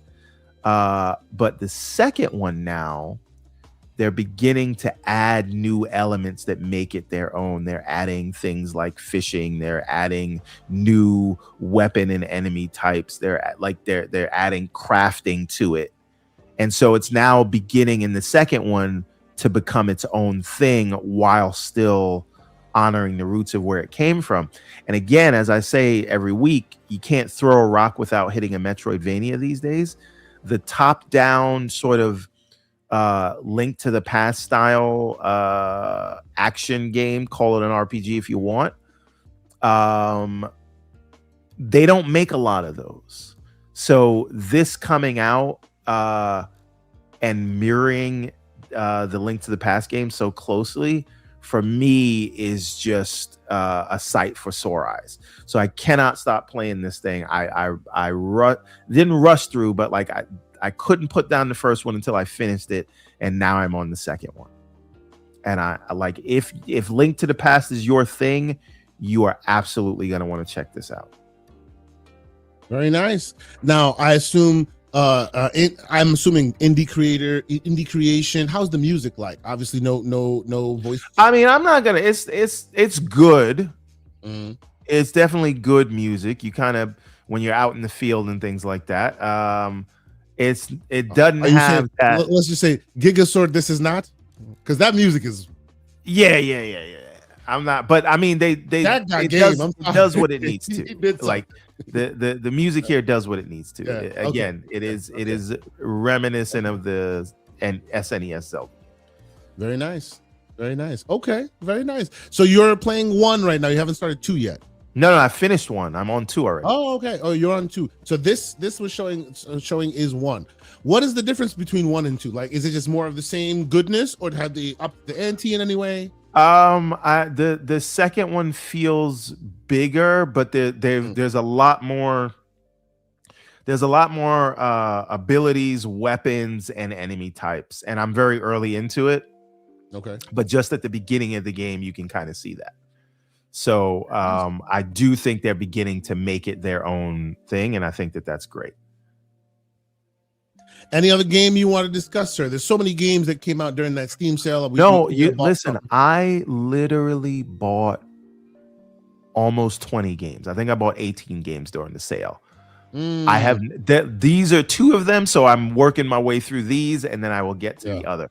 I do think it is. Listen, guilty as charged. Lucius Augustus from the community tells me I have all these lofty goals of playing these AAA games that I've been looking forward to playing, like Ninja Gaiden 4, like Outer Worlds 2, 2 fantastic games, modern games that I love. And then some random 4-year-old, 6-year-old Metroidvania or 2D game comes Soldiers about. shows That's up. the one, like, hey. Right? That's the one I end up no-lifing, and then I'm still buying the AAA games, but I end up playing these games that I get for like $3. I got it. So, you know, I don't know. I don't want to say I'm part of the problem because I'm buying these damn games, but I am not playing them. But all right, sir. So I bought a whole bunch of games as well, like whole bunch of games. We'll get into more of that as the days and weeks. Oh, wait, sorry. I'm so sorry. I need to highlight this. You can get both the first and second Blossom Tale for $374 and $284 respectively on GG Deals right now. Do not walk, run to deals.gg because you will not find a better deal in gaming right now than those prices for these games. If you are from that era and you love that type of game. Very nice. Please continue. The only other thing I will talk to y'all about is this very weird thing that I bought also on the Steam sale. Right? I'll just mention it briefly. We don't have to get too far into it. If you are a gray beard of gaming like me, you're probably watching this show because, you know, we do that gray beard stuff. But I will tell you, you need to seek out and purchase a tool on Steam called 3D Sen. 3D space SEN. Why do you need to do this? I will show you why. It was on the Steam sale. I was like, you know, they've gotten my number by just mentioning that it is an emulator, if you will. What you're looking at right now, of course, is Castlevania played through 3D Sen. Do you see why I say you need to go buy this? Everyone. It takes 2D games and turns them into 3D. And your left stick, you can literally move the angle and see the whole world in 3 dimensions. It takes the flat 2D game, and this is done with Nintendo, NES, whatever game you potentially like. And right now, what you're seeing, the footage you're seeing here is just showing you full on. The person could literally move the thumbstick to the left or right, and then you'd be seeing the character walk at you. You can see it from any angle. You can even look at it behind the scene. It's a weird piece of software that breaks your brain a little.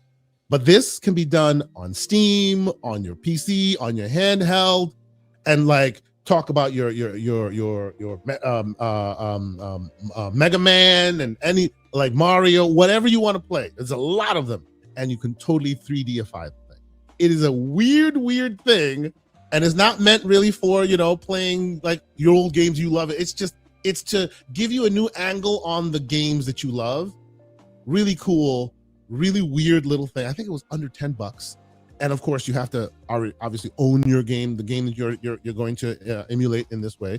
But if you have them and you own them already and you play them in other ways, this might be a very interesting way for you to re-experience some of your favorite games. So there's that. 3D space S. Do you have any examples of somebody spinning the camera? Let me see if I can find somebody to find some images of spinning the camera. I should have recorded some footage myself. That might have helped a little bit. Let me see here. So here's one from YouTube real quick. We can take a look at. So here's one where the character's there, and let me see if I can. Is he going to spin? There you go. Look. You see? Oh, yeah. You can literally move. This is Metroid. Oh, why does move it right? And this is all because if you're holding a standard controller, your right thumbstick and your left thumbstick. This is obviously a 2D game, so the left thumbstick and right thumbstick controls this, not the game. So it's the D-pad that actually controls the in-game, and the left and right thumbsticks control the angles with which you see the game. Very weird. It's very weird. I was like, but depending on the game you play with it, it's quite cool. It really is. So yeah, there's that. If you feel like doing it a little this, and the best part about this is it is tweaking and twerking at the lowest level, right? You just put in your game, and then you're playing the game, and you can do all this without it. You don't have to go and tweak anything, edit any code, nothing. You put the game in, you're playing, and then it lets you do these things as well. So that's a quick little recommendation from me. 3D space SEN. So we're gonna get into a couple of news stories before we get out of here. But let me catch up on 2 super chats that we have not read yet. The first one was a great Soul Tech who was here with a $2 super chat. He's reminding you to do what we always remind you to do, and that is share it out and please subscribe. And don't forget to hit that like button. We appreciate y'all doing that. Thank you so much. And then, of course, the great MJ Dark with his super chat, which Everborn, I hope you're still here because it's geared towards you with a $5 super chat. He says, Everborn, show me Sonic numbers. And did Sonic movie beat Mario movie? Sonic is the Temu mascot. Gigasquad's the best place to play is Switch. Dajiba. Okay, so I will say I could show you the mobile numbers, and Sonic has more downloads than Mario. And at the box office, Sonic actually has more at the box office because Sonic has released 3 movies in the time Mario has only released 1. So the numbers are higher, sir. How do you like those apples? Okay. Let us move on. Couple quick stories we want to talk about, and then we will get out of here. First one I want to discuss, first one I think we should bring up is the article that Jez Corden wrote. I don't know if you read that article. That is Xbox in 2026. There is so much information in there, some of which we've kind of known, yourself and myself. We've heard certain things in the past, but everyone, did you read any of this? Did any of this catch your attention? There's been a lot of talking. A lot of people talked about. What is this now? What can we get it on the screen? What are we talking about? Yeah, let me put this on the screen for you. This is by the great Jez Corden, friend of the show. He wrote an article called Xbox in 2026, and he basically just kind of gave you the table of context for 2026 when it relates to Xbox and Microsoft and what their potential plans are. You mean the things that you and I have been talking about for a long time? For years now. Yeah. I am and shout out to Jez because he probably got it from the horse's mouth, and you and I are speculating. But it is nice to see that what we hoped they would do, they're planning on doing. I will say, with all due respect, FSE, right? This is the key to all of this, right? I think FSE is great. I think the task switcher is great. I think the game bar. Stop doing that. Stop doing that. You saying FSE is great and the task switcher is great, to me is saying ATM machine. FSE is the task switcher. I got you. Right, but you're saying machine twice. The task switcher is great. Is FSE right? Task switcher is great. I'll leave out FSE. Right. The task switcher is great. The game bar is great. Yeah. The weakest link as it stands right now is the UI of the Xbox Xbox app, which is the thing that is supposed to tie all this together. So if we're giving constructive feedback for any of what Jez wrote to work, there needs to be heavy effort put into making the Xbox PC app into something that is more cohesive with the console and even the cloud UI. I think the xCloud UI is good.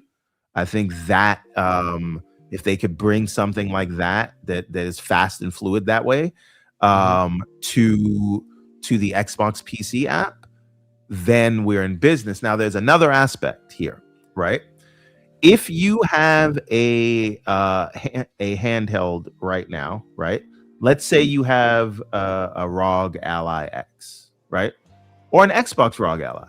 Thank you, Roger Villanova. Appreciate you. But if you have one right now, where do you get your updates? Where do your driver updates come? Yeah. Depends on the day. Right? Depends on where you look. Now, what I will say is I have noticed they've even been shipping them through Windows Update, but I think that is the wrong approach.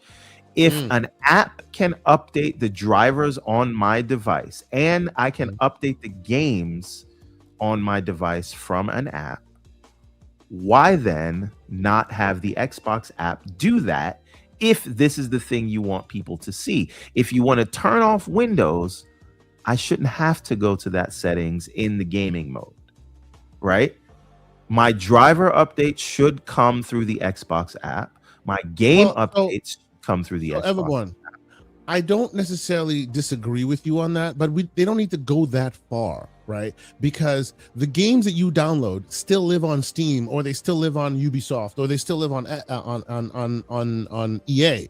But when they tie it together well enough, you don't necessarily even need to see that. Your FSC is still there. It does everything it does in the background, and then it presents you what it presents you on the screen. So similarly with Windows Update, if they choose to continue to keep it in Windows, that's great. Just don't bring up the settings thing and put that in people's face. Just tie it into the Xbox app so that when the settings finishes what it's doing in Windows, it just sends you a notification saying settings done. No need to bring you, the user, into the background to show you what's happening. Just let there be a notification on the Xbox app saying update done, reboot. That's it, right? No need to rejigger where updates go. They can go 15 different places as long as you as the user never see that. All you see is update done. Move on. They can keep the update for Armory Crate in the Armory Crate, the updates for Windows in Windows, as long as you, the user, never get to have to interface with that stuff. I don't want to get into the weeds on this. That's what we do in the Discord. I will say what you said leaves too many points of failure that I don't like, and so I think you should do it all through. It's about interacting because what you're describing is really rebuilding the highway. No weeds. Let's not get into the weeds. We'll save it for the Discord. Sure. I'm just saying. All I'm saying. I just disagree. I think just using the method. Keep it simple, stupid. Do it in one app so you don't have to leave it. That's all I'm saying. Now, he's asked. Maybe you should read that one. This slow-mo backslap says, ever taken L Saga lost his first court case yesterday. I would like to say that is in fact a lie. We were in by the way, this is why you should come to the Discord, people. We hold people accountable and we do mock trials in the Discord. You can pick your representation. They can argue on your behalf. People can come in. It is a very fun thing. But the great Tech is our adjudicator. Here is rewriting history. What happened yesterday, as a conscientious observer, I requested to come before the court to call out that there was a kangaroo court situation happening, and the judge showed deference and preference. Now he's the prosecution.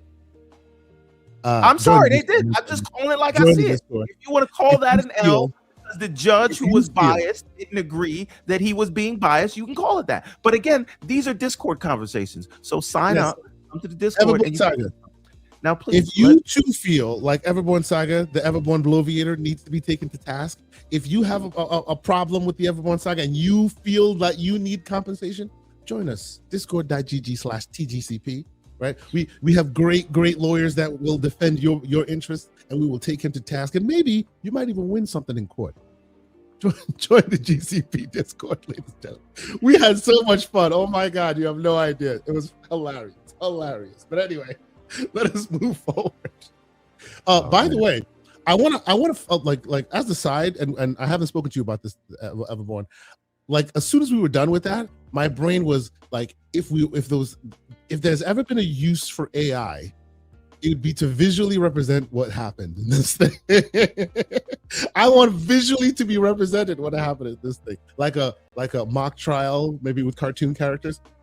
We'll talk about that later. It was hilarious. Anyway, the great Dorian Gray is here. All right. So, do you want to do this? I'll do it, and then we'll go to you. Do Infinite Umbra. The Dorian Gray says Everborn is the kind of MFer. We don't want to curse. It's a Saturday show, people.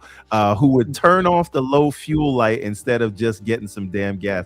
No, Dorian Gray. Everborn is the kind of MFer who drives an EV. He don't get no damn gas. But keep going. He's the pinky in the air kind of MF. Anyway, the great Infinumbra is here with a $10 super chat. He says, ignore Slow-Mo Slander Slap. Wow. I like that name. Slander Slap. That is good. It's a playoff band. Okay, anyway. Go ahead. He came here to spread misinformation and lies, and luckily I had Everborn and Nerds as great representation to fight off to win the case. That is also not true, but again, join the Discord. Be part of our court cases, ladies and gentlemen. We are having too much fun on that Discord. Anyway, speaking of that, and it's actually good that y'all mentioned that, because I should mention also, we're also, and I will start this next week, we are also on the hunt to basically define GCP's best games of all time. So there's a part in our Discord where we've started. I've given people some time, some weeks now, where we've thrown a bunch of games, whatever platform it is, PlayStation, Nintendo, Genesis, old school, new school, doesn't matter. You define your favorite games of that platform, and later, which is coming up in a week or so to come, we will all get together and we will literally have a tournament to decide who's the top 10 of every platform. Right. So if you care about your baby, first off, maybe join the Discord and add your list to the mix, and then join us for those conversations, because let's just say it's gonna be some stuff. I expect us to. The Sega Genesis was woefully underrepresented. I will be going in there and updating that one myself soon. But we will, as you should. I think the first one that we'll start adjudicating will be the NES one, because there's a lot of entries in the NES one. Then we'll move on to the next platform. So ultimately, when this is all said and done, we will have the top 10 of every platform, at least as defined by us, right? And you know, at the end of the day, maybe you think something else should be in the top 10.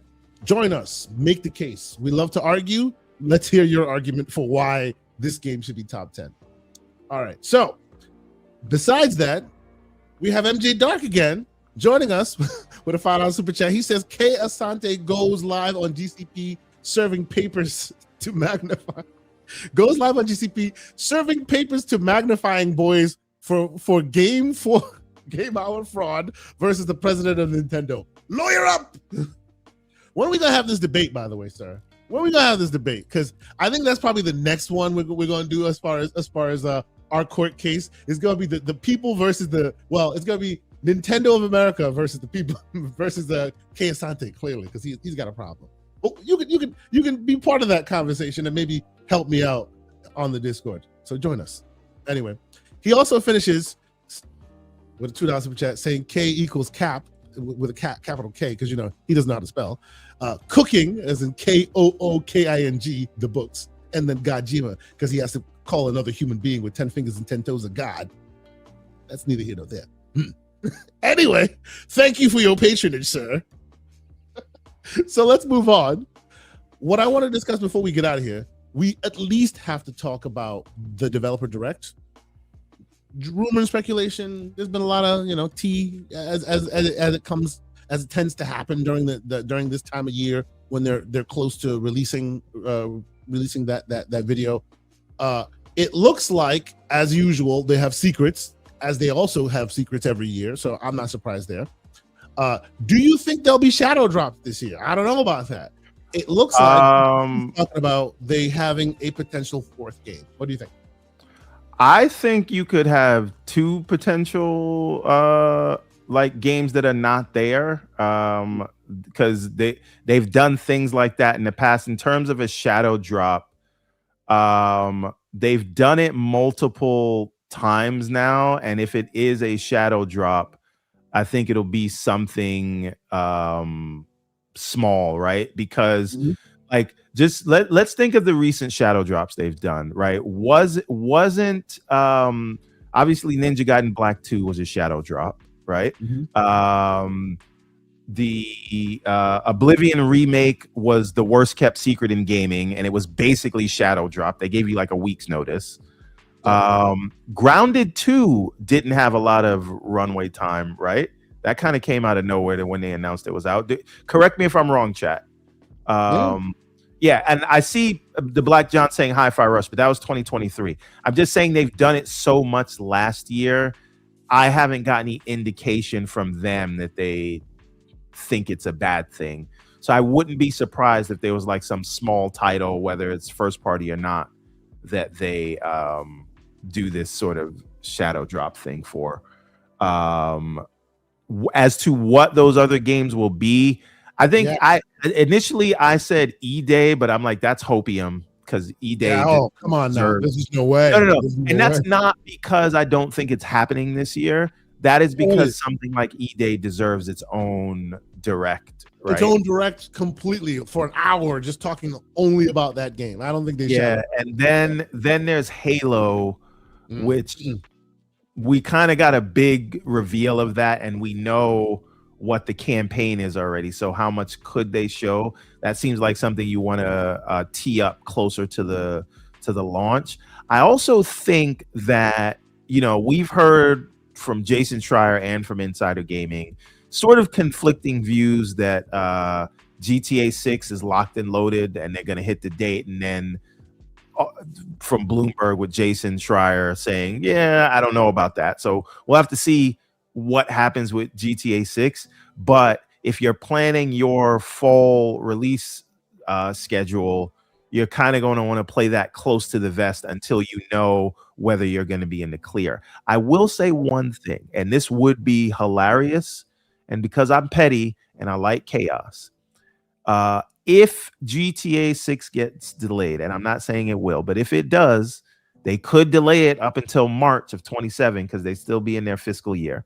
You saw the Schreier article. Yeah, that's what I'm talking about. But remember, weirdly, right? Because there is sort of Xbox's dead industrial complex, right? Weirdly, they said Xbox is going to be the most negatively affected by GTA, right? Which was wild, right? The IGN said this. So, which is weird because they're like, well, they have the most games coming out, and obviously Halo, Gears, Forza, and Fable will be out right on the day of GTA, so no one will play those games and everyone will play GTA. Like, I'm like, well, are you more affected if you got like 6 or 7 games coming out in a year with a juggernaut like GTA? One.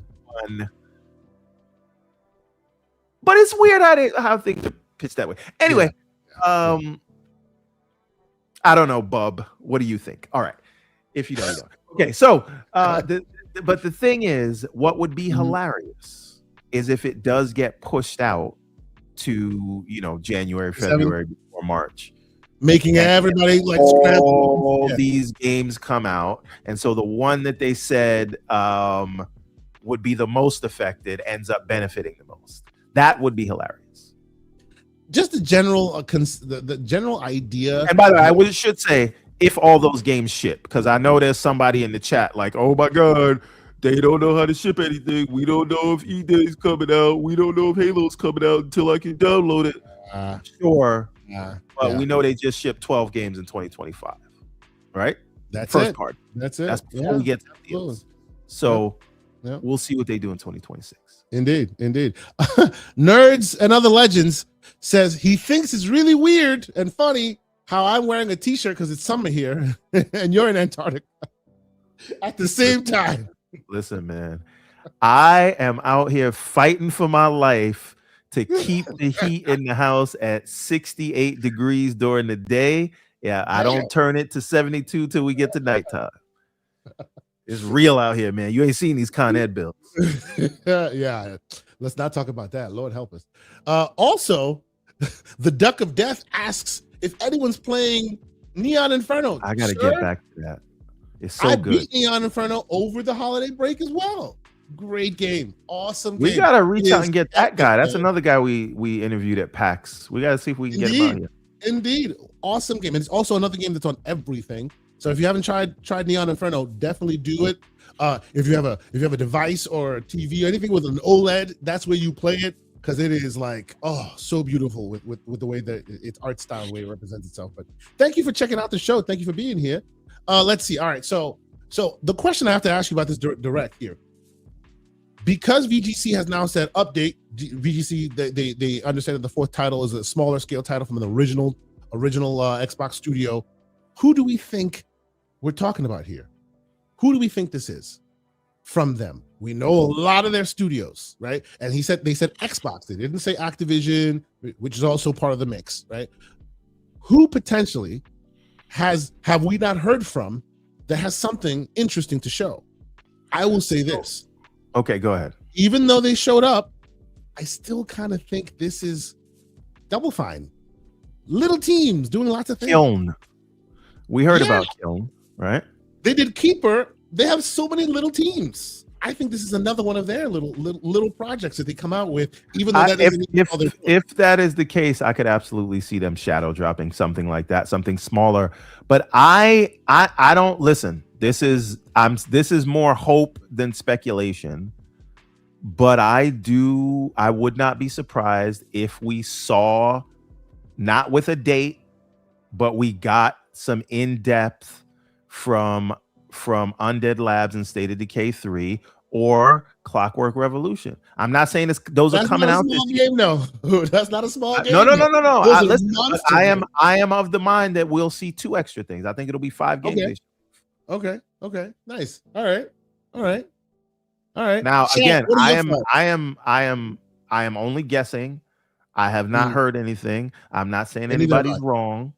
Yeah. But I'm just saying I wouldn't be surprised if there were 2 games that are not listed there, because 3 games is a little weird.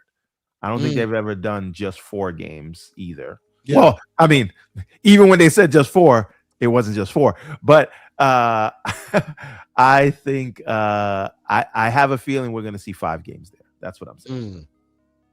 So, and it looks like right now, from what they've shown us, they're only having one of their dev teams until that secret project is also added, because this is Playground Games talking about Horizon and Fable. Yeah. And then the next one is Game Freak, which is another weird thing. Game Freak, right? The makers of most of Pokemon games, like Nintendo's back right-hand man. And here they are on the Xbox Direct, showing off a new game. Obviously, this game is going to go everywhere, not even assuming that it's going to just be. Yeah, but I mean, the last time they did this was Expedition 33, and how did that turn out? That's my point. They know how to shoot their shots these days, and when they do, it ends up being insanely beneficial for them. I do want to ask. I want to ask some of the more cynical members in chat, maybe Slow Mo. Leave that man alone. What's wrong? Slow-Mo's a cynical guy. I don't think I'm saying anything that anybody doesn't know. He doesn't take anything at face value. Okay. I don't want to. None of the. I mean, cynics would say that, but none of the glasses half full guys, right? Okay. We can even look at Lucius Augustus Rex. Would you say What do you call him? The disasterist? Go ahead. No. He's a catastrophizer. Catastrophizer. Oh yeah, I'm sorry. Yeah. I'm sorry. Everything is like the worst possible interpretation of where things could go. So to guys like Slow-Mo, to guys like Lucius, would you say that Xbox at in terms of spotting sort of new talent and new sort of indie projects, right? Would you say that they've got an eye? So when they're co-signing a game, do you have some trust that they wouldn't co-sign something bad yet?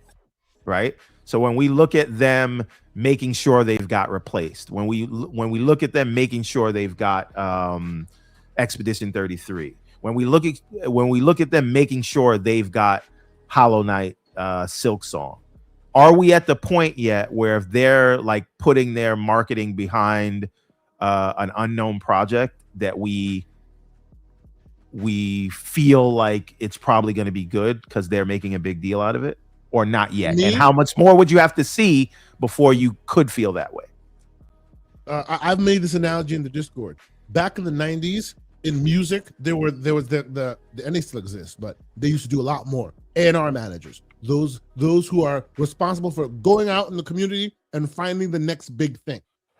And with that analogy in mind, I would say the Game Pass A&R managers are batting 1,000 right now, like to the point where and they've proven themselves over and over and over again in 2025. Right? What is Ball X Pit? Where did that come from? What is a game about digging a hole?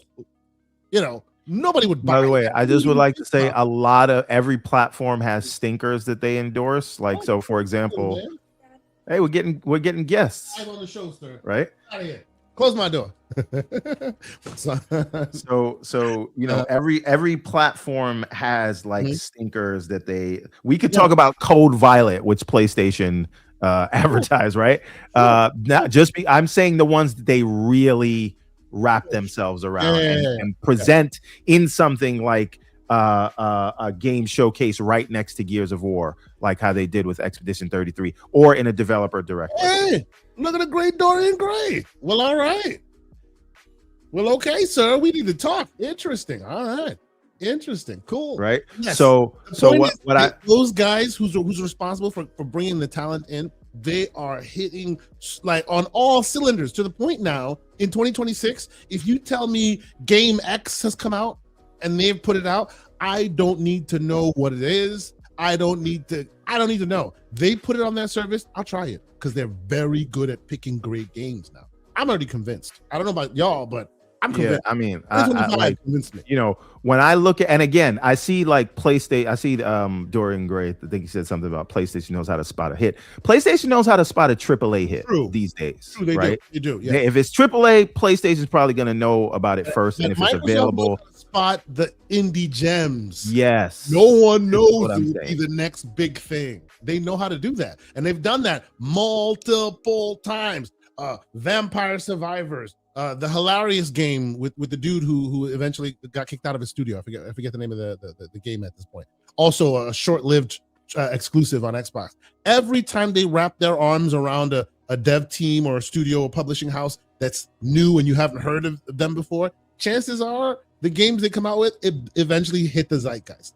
I think that is credit to the people high on life. Thank you, Big Bambo.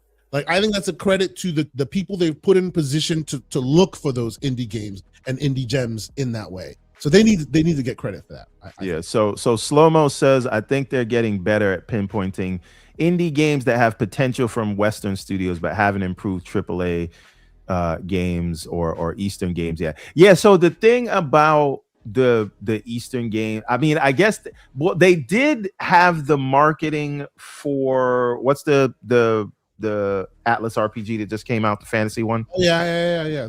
Not Persona, right?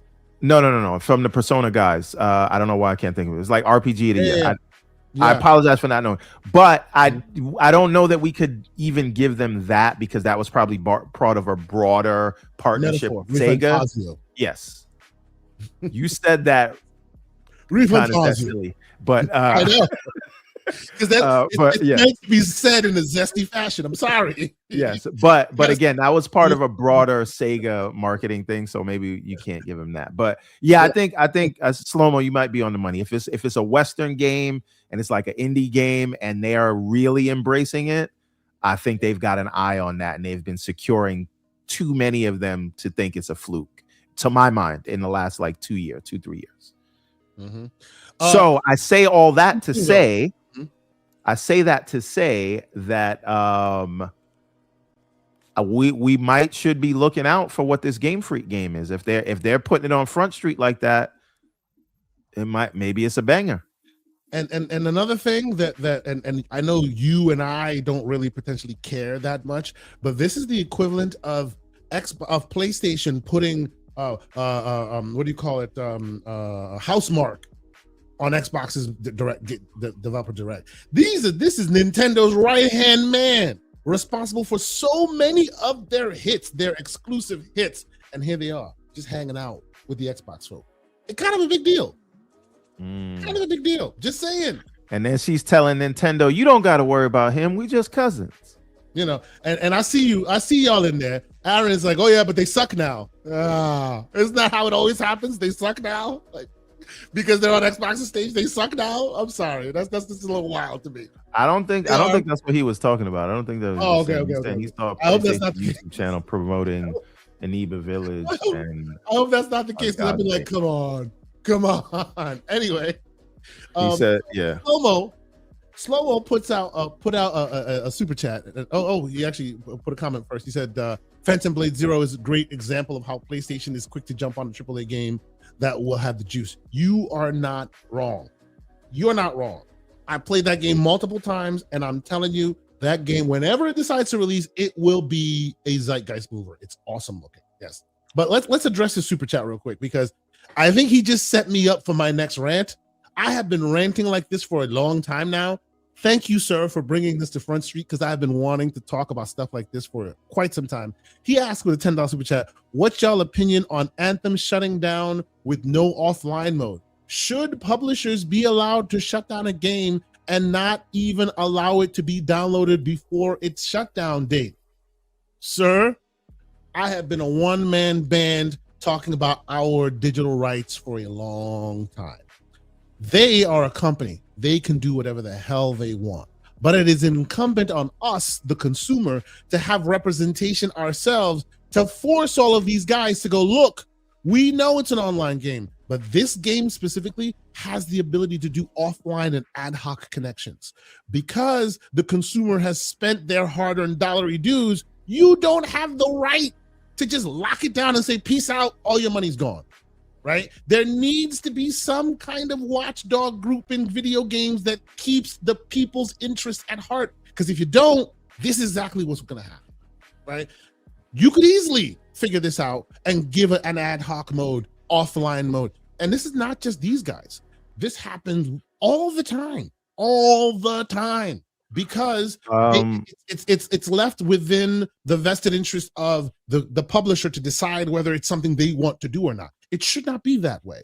They should be made. Now, let's be clear. Not every game can do that, right? You can't do that. Let's say a game that's literally server backed. I think the problem. Well, go ahead.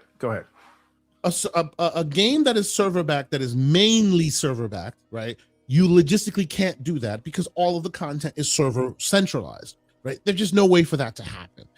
And you're at the end of your life cycle, seemingly, when this stuff becomes important. And more often than not, the development of the whole pipeline of that game has been centralized on the server. So now re-engineering everything to be offline, that is not reasonable, right? True. But not every game hits that barometer. There are some games that are very much offline capable, right? And making that last change from central server to ad hoc is not that much of a lift. But of course, why would you do that? You're at the end of your life cycle. It does not pay to spend extra money on something that's about to be dead, right? But these are the moments when I feel there needs to be some other people or some other body looking out for the interests of the consumer so that they can be like, hey, EA, we get it. Anthem's got to shut down. We're not saying you can't shut it down, but make sure those who bought their game and are able to continue playing it can continue to play it and continue to retain the value for what they purchased. Go ahead, everyone. You are muted, sir. My bad. Sorry. I don't know. You always know how I get about these kind of regulations because how you already said there should be some exceptions, right?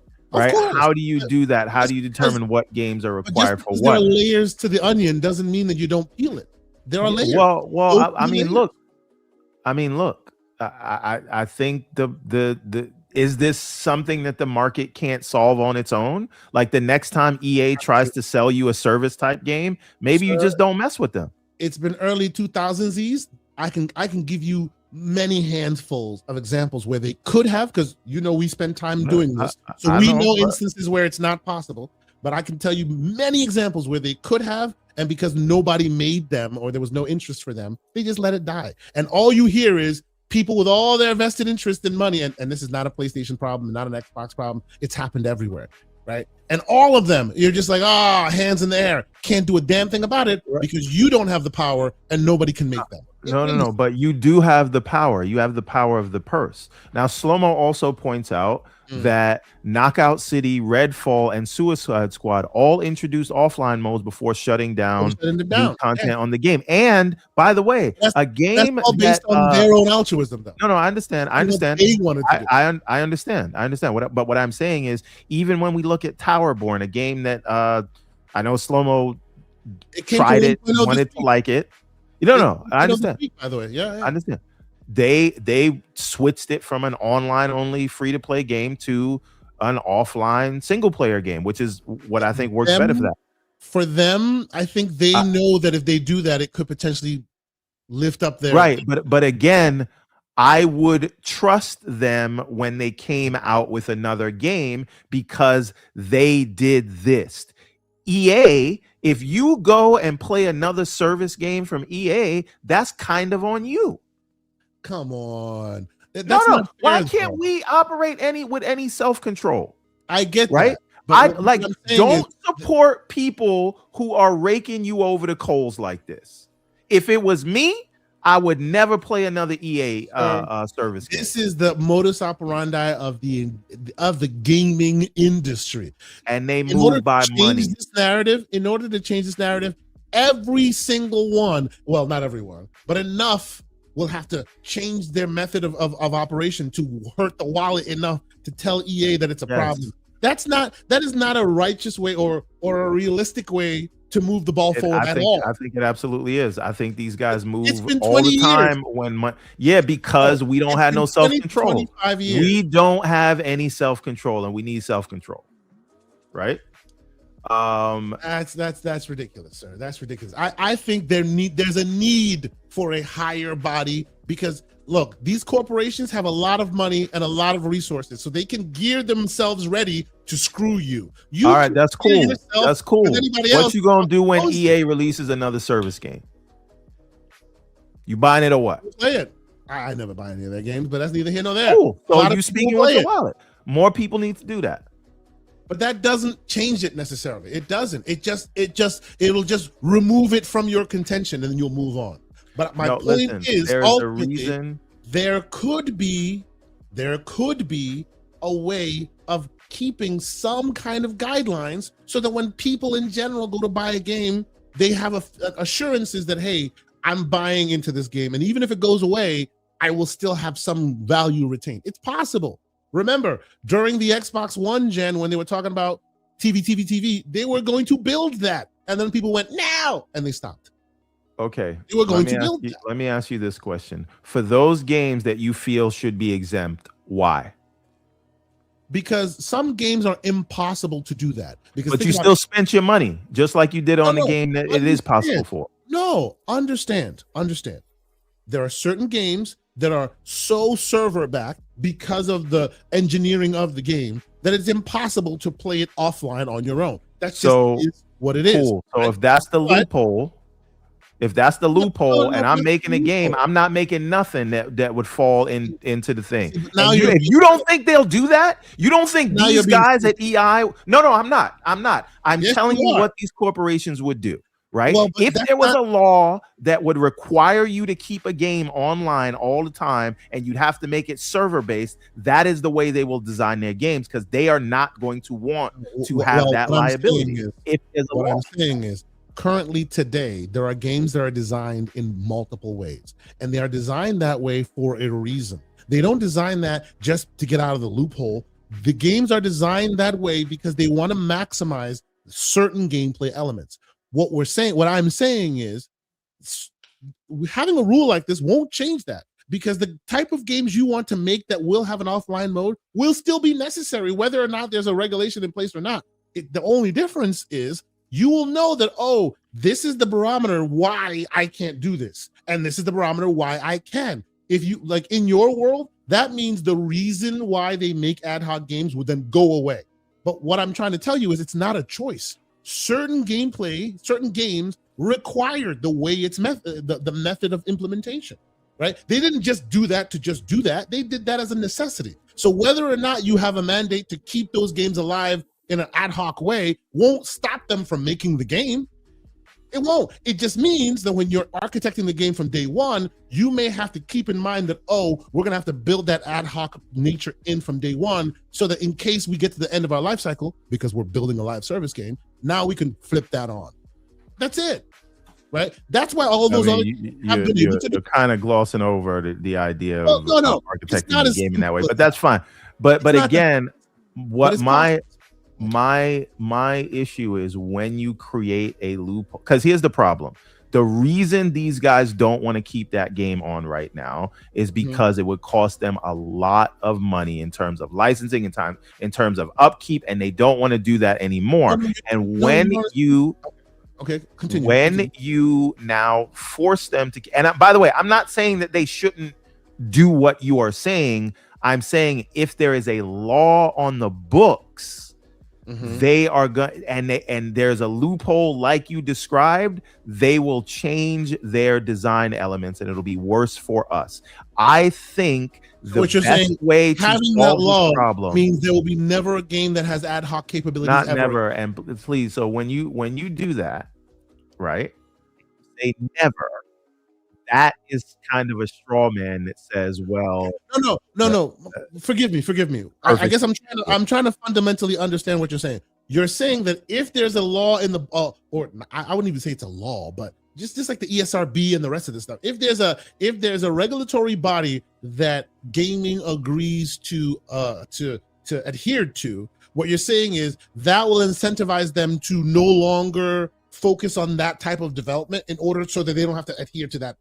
Is that what you're saying? Yes, because it will cost them a lot of money to do what you are talking about. The people that do it are doing it because they want to keep a relationship with their fans, right? They do these updates that are not required, but they say, hey, listen, this game didn't work out. This game is too low in numbers to maintain, but let me leave you with something. And now when that developer does something else, you say, you know what? They did that one thing that didn't work out, but at least they gave us something to show they respect us. I agree. EA does not respect it. So if you want to keep messing with EA, that's fine.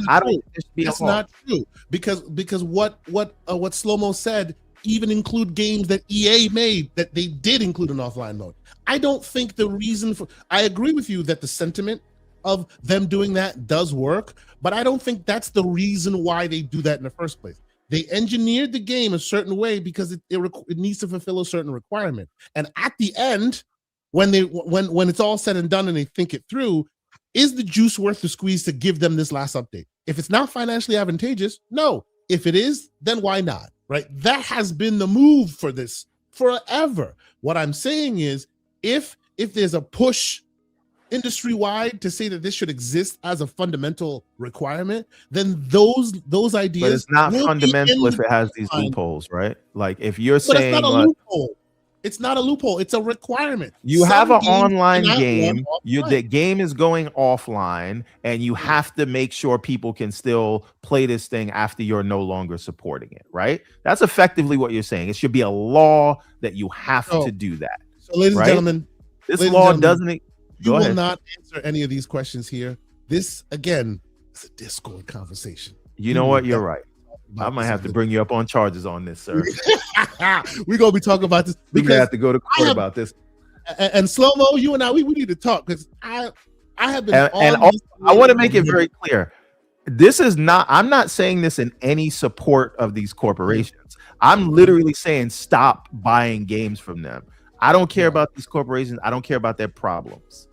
What I am saying is I don't think a law is the right way to solve the same problem that we both agree is a problem. Yeah.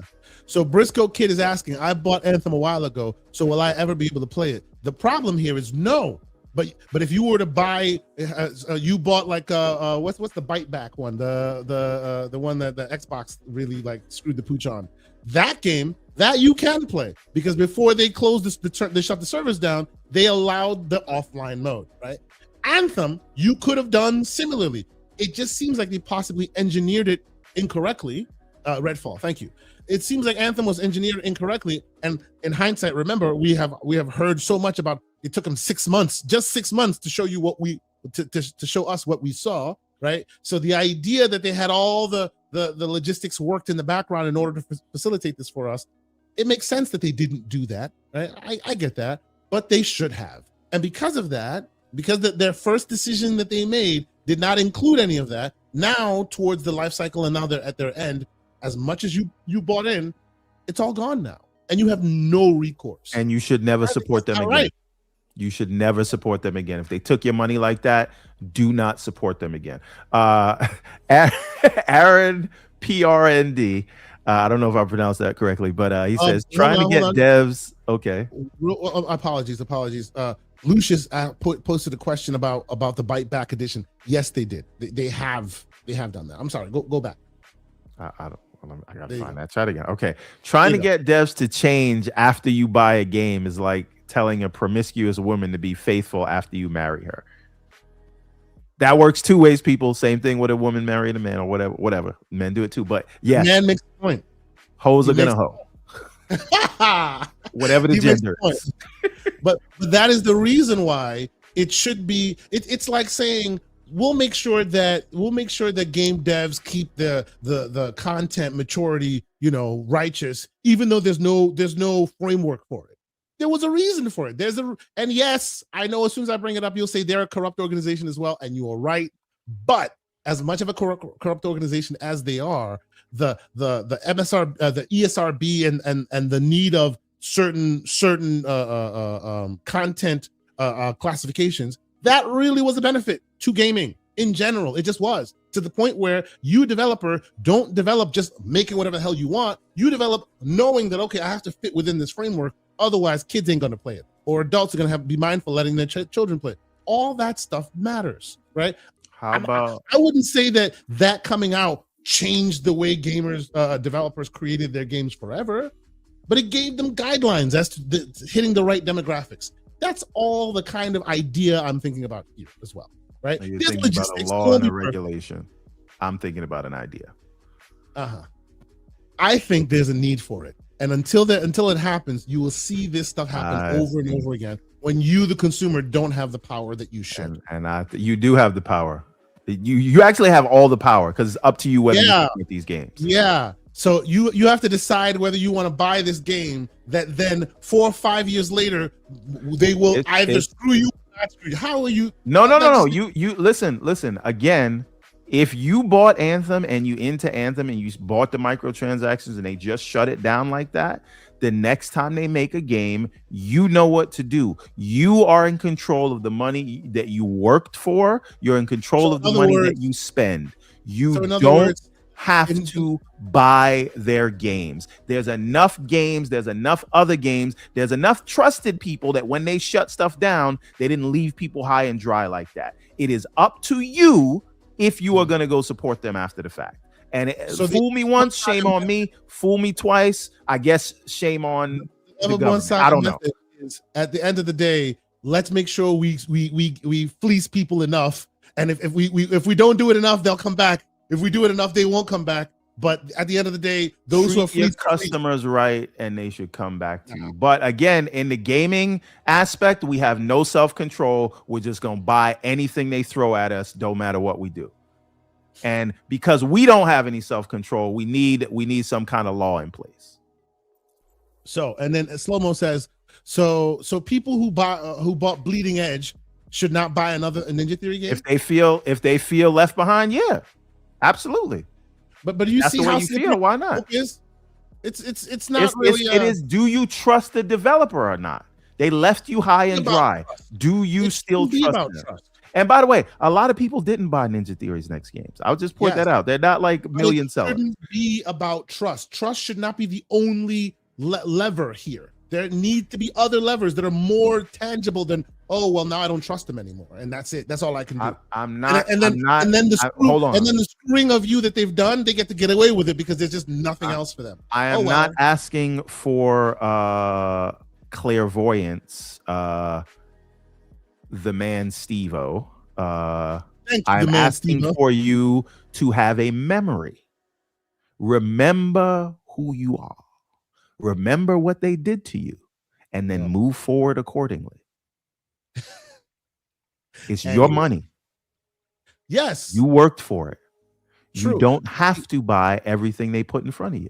See, but I know we live in I know this is a consumerist society. That's the religion that we all pray to, but you do not have to.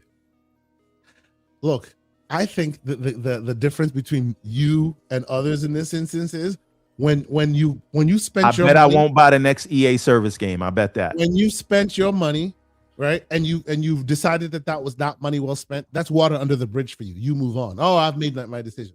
Some people spend far longer deliberating whether they should spend that money because that money is not as easily come by some than others. So when their decision that they spent is not ends up being a bad decision, it's not one of those, well, next time I ain't doing it no more. They are completely screwed. That $60 was very important to them, right? It's different for different people. So if money is hard to come by, and that why you playing games you spent really hurt. No. That's not what I'm saying. Not at all. Okay. I'm saying if money's hard to come by, and that $60 that they fleeced you out of really hurt you, that same person that fleeced you, when they come to try to sell you something else, you're gonna give them another $60. That's what you're gonna do. You sold me a lemon. I went to the used car dealership. You sold me a lemon. It didn't work out. The transmission was messed up. Everything was messed up. I had to go get rid of it. Now you're selling me another car, and I'm gonna come back to the same salesman that sold me a lemon. So Everborn, you know you done messed up, right? Because you even gave me my talking points against you. There's such things called lemon laws. You even gave it to me just now. That's why they exist. Because they don't expect you to define a lemon. There's a guiding principle that defines lemons for you. That's all we're asking for. However, we have all been to shady car salesmen. Do you go back to them? But there's still a law that governs them and stops them from being that way. Instead of going, oh well, we know that Bob is a bad one, so we'll stay away from him. Yeah, but again, is Anthem a lemon? Or did the warranty run out? In many respects, no, I would say it was somewhat of a lemon. It was somewhat of a lemon. Cool. I mean, it's been out for many years. It's been out for a decade. Listen, last I know, cars give you a 10-year, $100,000 warranty. After that, you're on your own, partner. You're on your own. All right. Let's catch up on a couple of last super chats, and then we'll get out of here, okay? Because we start 2026 with a bang. Join us in the Discord. These are the conversations that we have. These are the debates that we continue to have. And we will have them with you. So join us. The great 108 Dragons TV joins us with a $2 super chat. And he says, good morning, gents. Happy New Year to you, good sir. I hope you're doing well. I'm sure we're going to connect in 2026. Yeah. Shout out to Lemon. Listen, Kay, I want to give credit where credit is due. That lemon law thing was a good call out. It was good. I'm thinking about it. It was good. Yourself. I don't think you won the argument, but you got me in that one. You did get me there. He's like, they're lemons. Yeah, there's a law. That was good. That was a good one. Anyway, was a good one. Keep going though. the Great Hollywood Rules. 10 member for 10 months. He says, sorry I'm late to the party, my brothers. Happy New Year. Miss my guys. Wish you both health and more success going forward. Salute to you, good sir. Shout out to the Great Hollywood Rules, man. But all right. I think we're close to, we're at the end of it right now, right? We're at the end of it. There's so much more that we could discuss. There's a lot of crazy stuff that's been coming down the pipe from CES. A lot of cool hardware, this, that, and the third. But I think 2.5 is about good, unless you have anything that you want to bring up that we have not so far. No, I got people to do and things to see. Okay, on that point, so you'll notice that over the holiday break, I started putting a few little short things out. I'm just kind of testing the waters, seeing how I feel about it. Hey, can you show us on camera the MCon that I didn't get yet? Ladies and gentlemen, day one. Don't even have a shipping notification.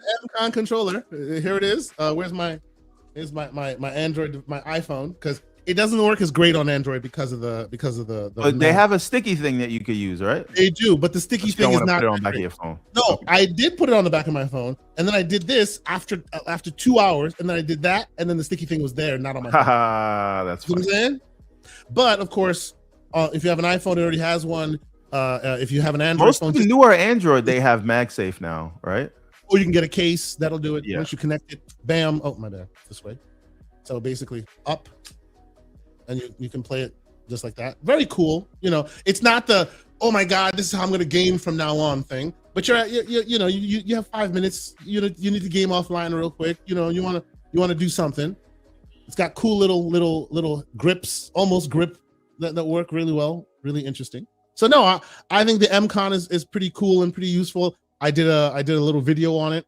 People seem to have liked it. How would you compare it to the Backbone? Because it seems like the Backbone was the standard, like for the mobile controllers. Yeah. Is this coming for the Backbone's neck? This is far more pocketable. Far more. I agree. Right? Far more pocketable, but it's also not as ergonomically sound. It's good, but it's not as good as the Backbone, right? It is the best they could do with the limited space that they wanted to keep, right? So this can literally just go boom in the back. It doesn't. You don't even think about it. But what that also means is the Backbone feels better in your hand. It just does because it's got more grip. What they did though, I do appreciate the innovation that they did with these though, because this kind of gives you somewhat of a grip thing, somewhat, and it really works that way. Cool. And the Backbone, the Backbone is actually like, it's hardwired. It's like USB-C or whatever. This is Bluetooth connected. This is Bluetooth connected. Indeed. That's So depending on the game you play, that might be a drawback. Yeah, that's another factor that you need to keep an eye on. Yeah. But yeah, so we played a lot of games over the holiday break. A lot of cool, interesting hardware that we've been talking about as well. I want people to, let us know what they think about the content for 2026. I warn you now before we get out of here, we will be trying to get to them shows. We'll be trying to get to all those things you expect from us. We'll try to do the PAX thing. We'll try to do all that. But we will need some assistance because this year I want Everborn Saga in tow when we do this, and we can't do all of this as we have been doing it on our own dime. So we'll get there. You'll hear from us. But just so you know, we're trying to push further and trying to do more, and as such, you're gonna hear from us in that way as well. As new, cool, interesting tech things come out, I'll be putting out videos. I'm gonna spend 2026 making a lot more tutorial videos and the like. I've been hearing from folks who have Legion Go devices and new devices, old devices, and they want to get the most out of them. Really cool tools out there now, front ends and the like. We'll be spending a lot more time actually talking about it. This is another piece of tech that I got into as part of 2025 that I have not actually done a video on it yet. I might do something major. This is the Aya Neo Air Pocket Mini. Literally a small device, as small as a cell phone. Like, it's not too big. It can literally fit in your pocket. It costs less than $100. I think it cost me $80. And this thing is what I've been playing so many games on. And by the way, Android based, so you're even able to stream, you're able to do xCloud, everything. But beyond that, PlayStation 2, you're doing GameCube, you're doing all these other stuff locally. Really, really cool, interesting thing. And it's $80, the lowest of the low I've ever seen. So my next video is probably gonna be on this one. But just letting y'all know, there's just a lot to be talked about here in gaming in 2026, and we're gonna try and push to make that happen. But yeah, that's it, man. Everborn Saga. How about you? Where will the Everborn Saga be seen and or heard from in 2026? Are we expecting new Kickstarter campaigns? What's good? I'm planning 3 Kickstarter campaigns for this year. We have 3 books that are in production literally as we speak. One of them is almost done. One of them's 2/3 done, and the other we're about halfway through. So that'll kind of tell you where we are. So I think the first one will be in around March or April. The next one will be at the end of the summer, and the final one will be towards the end of the year, maybe sooner. We'll see how the production goes, but we're trying to line it up with the shows that are coming around throughout the year. We're obviously going to do Anime NYC again, New York Comic Con again, and some of the other shows. So we will be around, and other than that, you'll find me in the Discord.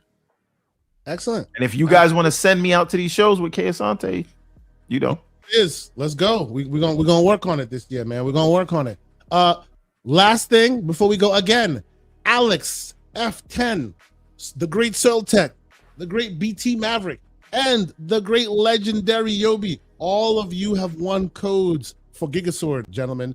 Reach out to me. Choose your platform. It's on everything. So whichever platform you choose, we will get you that code. Shout out to y'all and everyone who's part of the show today. Shout out to the great Jack Breen who jumped on to give us his takes and how he put together that amazing game. We are going to definitely want to have him back and talk about it again. Thank y'all for being here. I think that's it for us, man. Unless there's anything else, I think we might as well call it. That's it. Oh, before I even did that, Victor Alistine. Victor Alistine's out here. Hasn't seen that Victor in a minute. I hope you're doing well, Victor. He's here with a final super chat. He says, do you guys think the handheld could lead to a revived Windows phone, especially if the handhelds come with phone features? Ooh. In a word, no. Windows phone's never coming back. I will argue and say you are wrong, sir. Unless Windows phone has to have its own operating system. I think you see a Windows phone running Android. No. Microsoft Xbox phone. No, you wouldn't, because they tried it with the Surface phone, the Surface Duo. They tried that twice. It didn't work. Gaming focus? I don't see it. I don't see it at all. I'm just saying. I was playing Gigasword on my Android device and it wasn't good. I hear you. It ain't gonna happen. Now, a phone with Windows on it is something that I think could be a potential thing that they do. But Floodzilla, the Surface Duo bombed, and the Surface Duo 2 bombed even harder. So no, none of those were game focused though. I'm thinking more about the idea. I don't think gaming is enough to save it. Nobody buys a phone just for gaming. Not one. In all these phone makers, nobody buys it just for that. Okay. So I see what you're saying. I agree with you. I would say the only way I see it happening is in this kind of format. I call it a phone, but it's not a phone. It doesn't do anything phone. All it does is play games. I can see that. Yeah, I think they're done doing these Android fork type of things. So if they do anything, it will. Now listen, what you could see is and you will see a handheld that's running on ARM, but there will not be. Microsoft is not making a gaming centric phone. Not a phone. I don't. No. What I mean, he just said Windows phone. Like that's that. I'm saying no, they're not gonna do that. Yeah, what I mean by that is they will use phone. It's a phone and everything but name, and put gaming on it. That I can see happen. But like a phone, here's our phone. Yeah, I agree with you. They're not making a phone.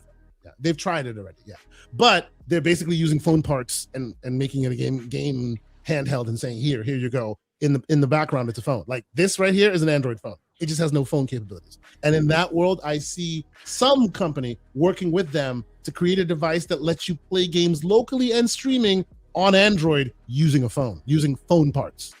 Yeah. That's what, I still we don't shall see that, but we'll interesting year to come. Interesting year to come. But I think that's it, ladies and gentlemen. Thanks to all the great folks who joined us. We're seeing lots of attention still in our chat, still going. But that's it for us. We gotta go back and continue adulting. We'll be back next week. Between now and next week, I think you might see some more content from me. I'm deciding on what I might put out there. But thank y'all so much for being here. On your way out, why don't you hit that like button? Maybe share it with someone. Let them know that we're here. And wait a minute. Wait. Alex and Soil Tech, I think they already have the game. Oh, so maybe if they do, well, if we that's might have the to case, choose 2 other winners. If that's the case, join the Discord. There will be 2 game codes dropped in the Discord at some point. Maybe we'll do something fun and make it a Discord thing. But yeah, join us on the Discord. We'll take those 2 codes and add it to the pot somewhere else. All right. But all right. Did we give one to Eastside Vandal? I mean, why not? We can give one to Eastside Vandal. He's the one who let me know. I think we give it to we give one of them to Eastside Vandal. Absolutely. You good. Eastside, you got it. It's all yours. I told him to hit me up in the DM, so it's good. Anyway. All right, man. So I think that's it, man. We are out. We'll see y'all next week. And until then, keep it gaming. Peace. Nice to be in orbit.